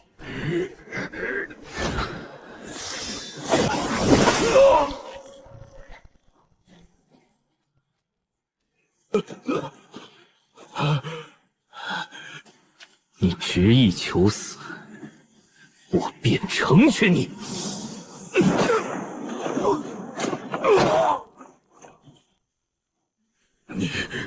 你废我修为，我绝不干！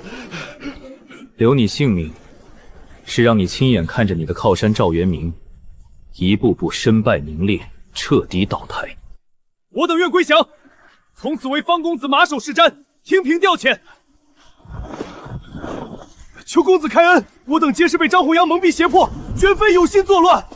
少主，铁壁关彻底拿下了。陈烈，立刻接管城防，收缴兵器，凡有胆敢反抗者，杀无赦。遵命。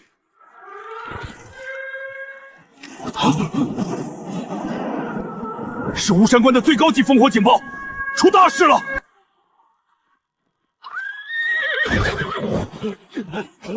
报！陈都尉，南岳大王无声阻拦，蛮族大军大被血洗，彻底暴怒来了。多少人？他集结了黑石堡所有的精锐，足足上万铁骑。是要踏平巫山关和铁壁关，距此已不足30里了。上万铁骑，完了！我们这几千残兵败将，怎么挡得住上万精锐重骑啊？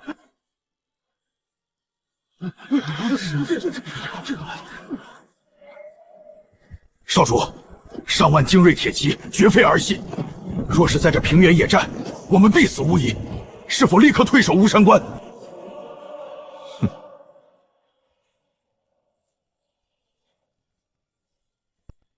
退？为何要退？来的正好，省得我一个个去找他们算账。云烨，如今上万蛮族铁骑压境，那乌玉鲁更是蛮族名将。我们巫山关满打满算不过几千匹兵，城墙又年久失修，若真被他们围住，这巫山关怕是连3天都守不住。他奶奶的，横竖都是一死，大不了跟他们拼了，能杀一个够本，杀2个赚1个。硬拼无异于以卵击石，蛮族重骑一旦冲锋，我们的防线瞬间就会被撕裂。谁说我们要跟他们硬拼了？啊！传我军令，明日一早，巫山关大开城门，主动示弱，放蛮族大军进关。什么？放蛮军进关？先知，万万不可啊！蛮族生性残暴，若是放他们长驱直入，后方周建必将生灵涂炭，这可是遗臭万年的大罪啊！少主，咱们方家可是世代抗击蛮族的，怎么能主动放他们进来？这不是投敌吗？你们当真觉得我会放任对方侵扰大前子民？我规划的是一处合围滚守的合围阵型，敌方骑兵开阔地带机动性抽重，一旦深入狭窄古渡，骑兵冲锋的优势便无从发挥。我要用铁壁关这块难啃的骨头消耗他们的兵力，再切断他们的退路，把这上万精锐全部坑杀在这绝地之中。好狠的城市！不仅能全歼蛮族主力，还能顺势拔除赵元明在北境的其余暗桩。可是贤侄，那巫山鲁生性多疑，绝不会轻易相信我们的示弱。他怎么可能毫无防备地钻进这个口袋？这就需要给他一个无法拒绝的理由了。我会写一封通敌投诚的密信送给吴若鲁，就说我方家饱受朝廷猜忌，张怀元屡次暗害于我。如今我夺了巫山关兵权，愿与他里应外合，助他拿下铁壁关。事成之后，与蛮族划界而治。这可是通敌叛国的铁证啊！贤侄，这封信一旦落入朝廷手中，方家世代忠烈的清誉就全毁了。你将背负通敌叛国、诛灭九族的千古骂名啊！清誉。方家满门忠烈，战死沙场，换来了什么？换来的是朝廷的猜忌，是奸臣的毒害，是断粮断饷，是斩草除根。只要能杀光这群屠戮我大前子民的蛮族畜生，只要能为我方家数十万惨死的英魂讨回公道，若能坑杀这万名蛮军，这通敌的千古骂罪，我方云逸飞了！末将周秦关，愿誓死追随少主，万死不辞。愿随少主血战到底。公子大义，属下心服口服。韩青，这封信是用特殊药水写的，只有遇到蛮族王庭特有的显影粉才会显露字迹。你的任务是带着它出关，故意被蛮族置为生符，必须确保这封信完好无损地落到南院大王乌耶鲁的手中。属下明白。此去九死一生，无论他们动用何种酷刑，你只能咬定自己是我的亲卫，奉命前去投诚，其余的一概不知。能做到吗？公子放心，属下这条命是周将军捡回来的，就算粉身碎骨，也定不辱命。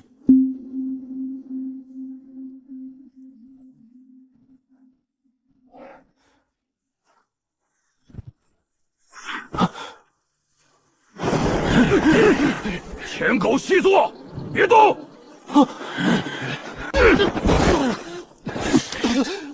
看看他身上藏了什么！还给我，那是重要的东西。空白的，哼，一定有鬼！带回大营，交给大王发落。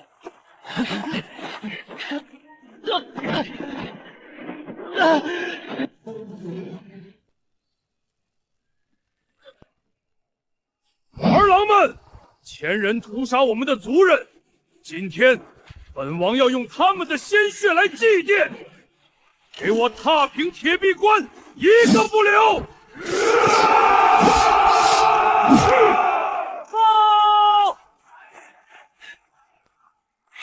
哪来的细作？砍了即起！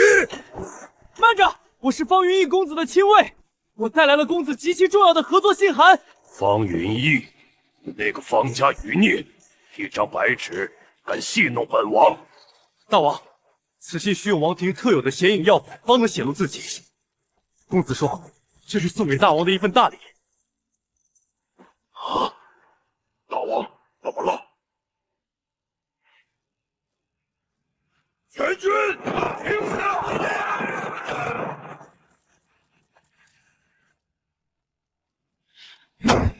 大王，这绝对是前人的诡计。方家世代杀我族人，怎么可能突然投诚？这必定是诈降的缓兵之计，想诱使我们深入陷阱。杀了他，立刻出兵踏平巫山关。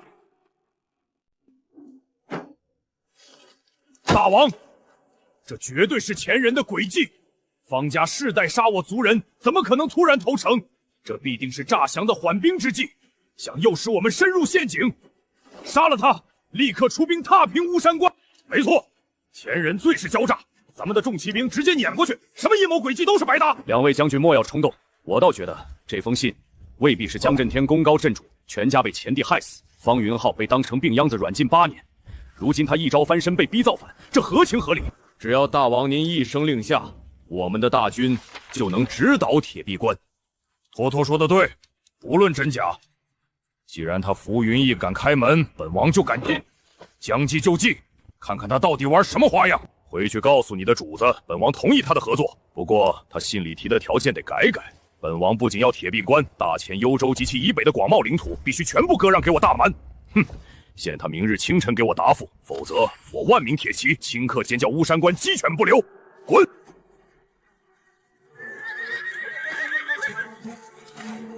割让幽州，这群蛮子胃口太大了，必须立刻把消息带给公子。公子，吴朱鲁同意将计就计，但他坐地起价，要求割让幽州及其以北所有领土，限明日清晨答复。狂妄至极！幽州乃北境咽喉，割让幽州，大前北方将无险可守。这帮畜生！先知，这吴泽鲁不仅贪婪，而且极其狡猾，这是在试探我们的底线呀！若是不答应，他们必会立刻攻城。幽州，他雾之鲁当真是好大的右口，他怎敢提出如此条件？幽州乃我北境核心，大前北疆真正门户。8年前实现已是国耻，如今他一句话就要割走半北境，这绝无可能。由这而至，这已非合作，而是赤裸裸的吞并。雾之鲁这是认定我们走投无路，想要借此机会彻底侵占大前北。答应他们，割让3成，再赔10。先知，若依此条件，我等便真成了千古罪人，镇北军数代忠烈之名将毁于一旦呐！云逸，你似乎并不感到意外，难道这一切都在你的意料之中？雾朱鲁若没有这般野心，也就不是那个让我阿爷都感到棘手的南院逃亡了。他想要幽州完全在我的预料之内，但他想要我们就得给吗？幽州是我镇北军10万将士用血守卫的地方，他既然敢觊觎，那就一个都别想再回去。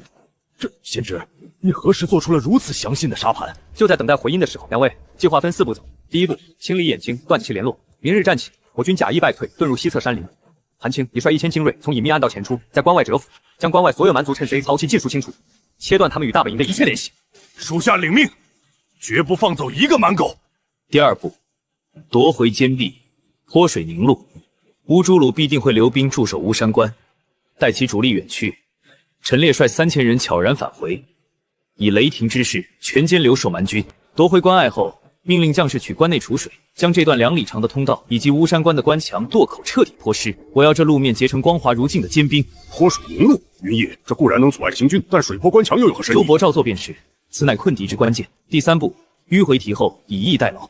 周勃率主力5000人，秘密翻越山脉，抵达此处隐蔽。此处地势既高，可俯瞰铁壁关战场。待蛮军付出巨大代价攻破铁壁关，体力耗尽之时，便是我军出手的最佳时机。我们要用毒箭覆盖玉军阵营，数轮齐射，送他们下地狱。毒药，贤侄，此计虽狠，但我军中并无如此海量的剧毒之物。赵先生不必忧虑，毒药之事我自有准备，管够。第4步，关门打狗，瓮中掏鳖。待我们前后夹击重创兀竹鲁，残存蛮军若想后撤，必经巫山关。前有坚兵阻路，后有我军追杀，他们便是瓮中之鳖，唯有全军覆没。妙！绝术之计，老子早就想把这群蛮崽子彻底留在北境了。计划虽好，保密是关键。关内必有张黄杨和蛮族的内应，在大战开启前，必须清理干净。查，今晚动手，宁可错杀，不可放过。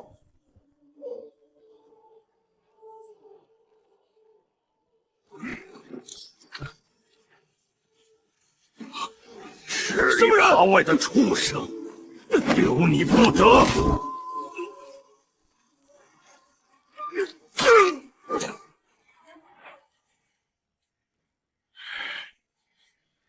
后！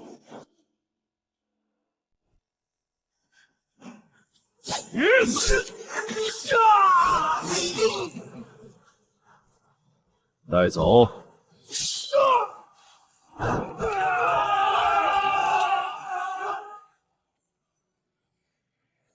云逸，名单上的17人，加上揪出的5个隐藏奸细，共计22人，无一漏网。从他们身上搜出了上尉送出的密信，涉及粮草储备和你归来的消息。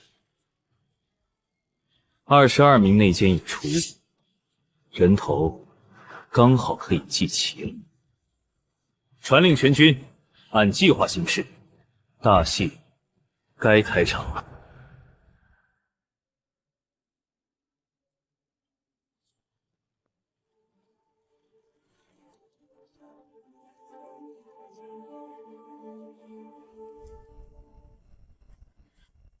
大王，看这巫山关的阵势，守军士气极其低落。看来方云逸信中所言非虚，周晴闯恐怕真的旧伤复发，命不久矣了。是不是真的，一试便知。葛尔台，末将在，去带人到关前辱骂挑衅，把方云逸那病秧子逼出来。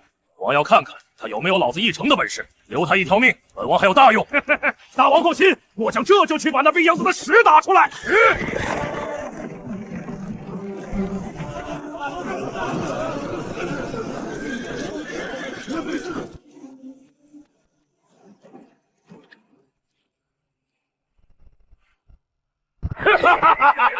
方家小儿，听说你病得快死了，不在被窝里等死，跑来这里送死吗？犯我疆土，伤我百姓，今日我方云逸在此，岂容尔等猖狂！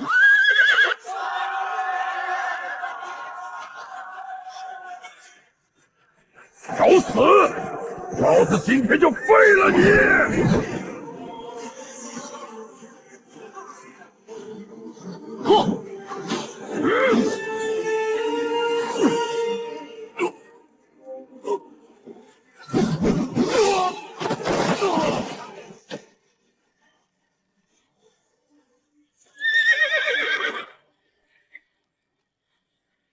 蛮狗不过如此，还有谁来送死？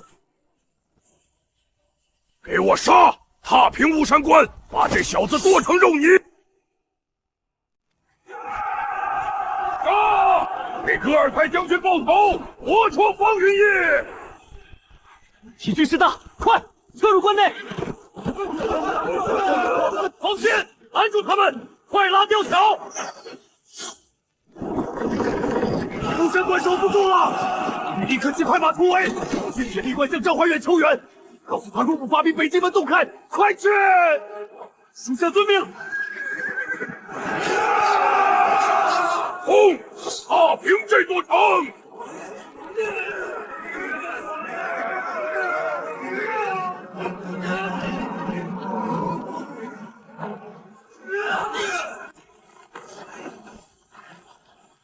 关破了，杀进去！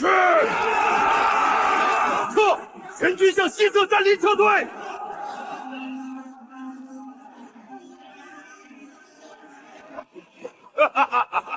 方方云逸这小子的残兵败将不足为顾。驸马，你率2000人留守乌山关，看好退路。其余各部随本王直捣铁壁关。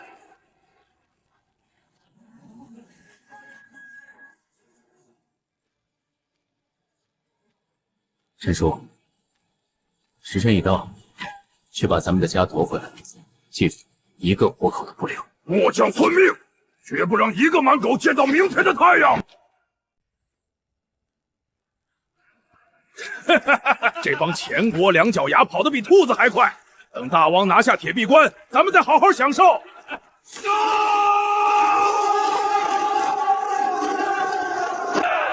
怎么回事？前军不是跑了吗？快迎敌！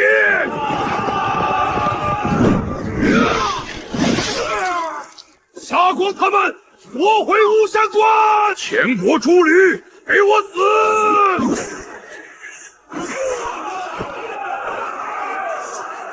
不要换旗帜，所有人立刻提水，把这关墙还有通往南边的官道都给老子死死冻上！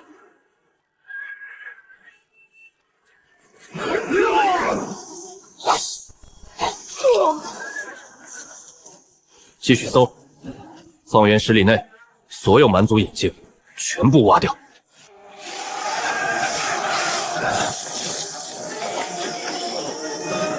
退路已决，坟墓已挖好。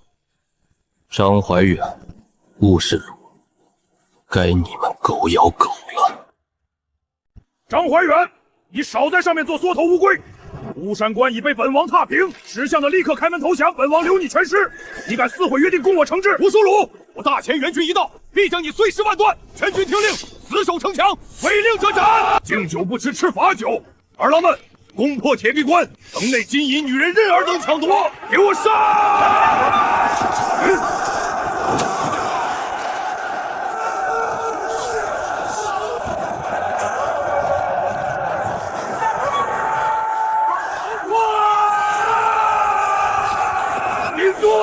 给我把缺口堵住！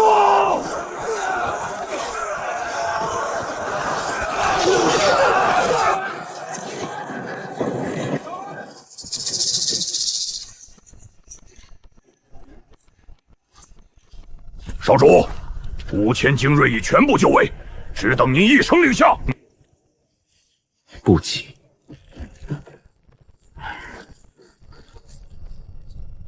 等他们流干最后一滴血，我们再送他们一起下地狱。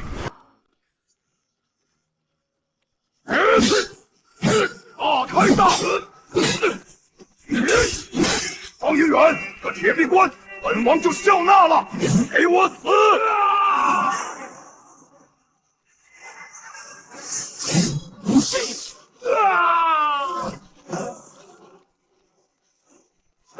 不堪一击的废物！就凭你这点微末道行，也敢派兵去屠戮本王的部落？大王，饶命！我愿献出铁壁关，只求你饶我一条狗命！饶你？屠戮我族老幼，烧我粮草时，可曾想过饶过他们？没有，我绝对没有！那是栽赃，是陷害！是方云逸那个小杂种，是他干的。我只派了20个死士去扎他。绝对没有派兵袭击你们！我若有半句假话，天打雷劈！没有派兵，方云逸，一切都是那小子的阴谋。本王纵横30载，竟被一个黄口小儿当枪使，奇耻大辱！大王，不对劲，我们入关太顺利了。而且外围警戒的斥候已经整整半个时辰没有传回任何消息了。你说什么？真的是他，方云逸，这个阴险毒辣的小小子，你好狠的心啊！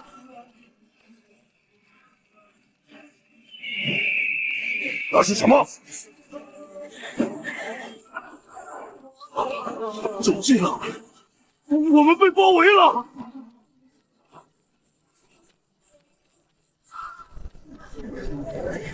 少主，他们已经是瓮中之鳖了。为我方家阴魂送行。放箭！迎战起来！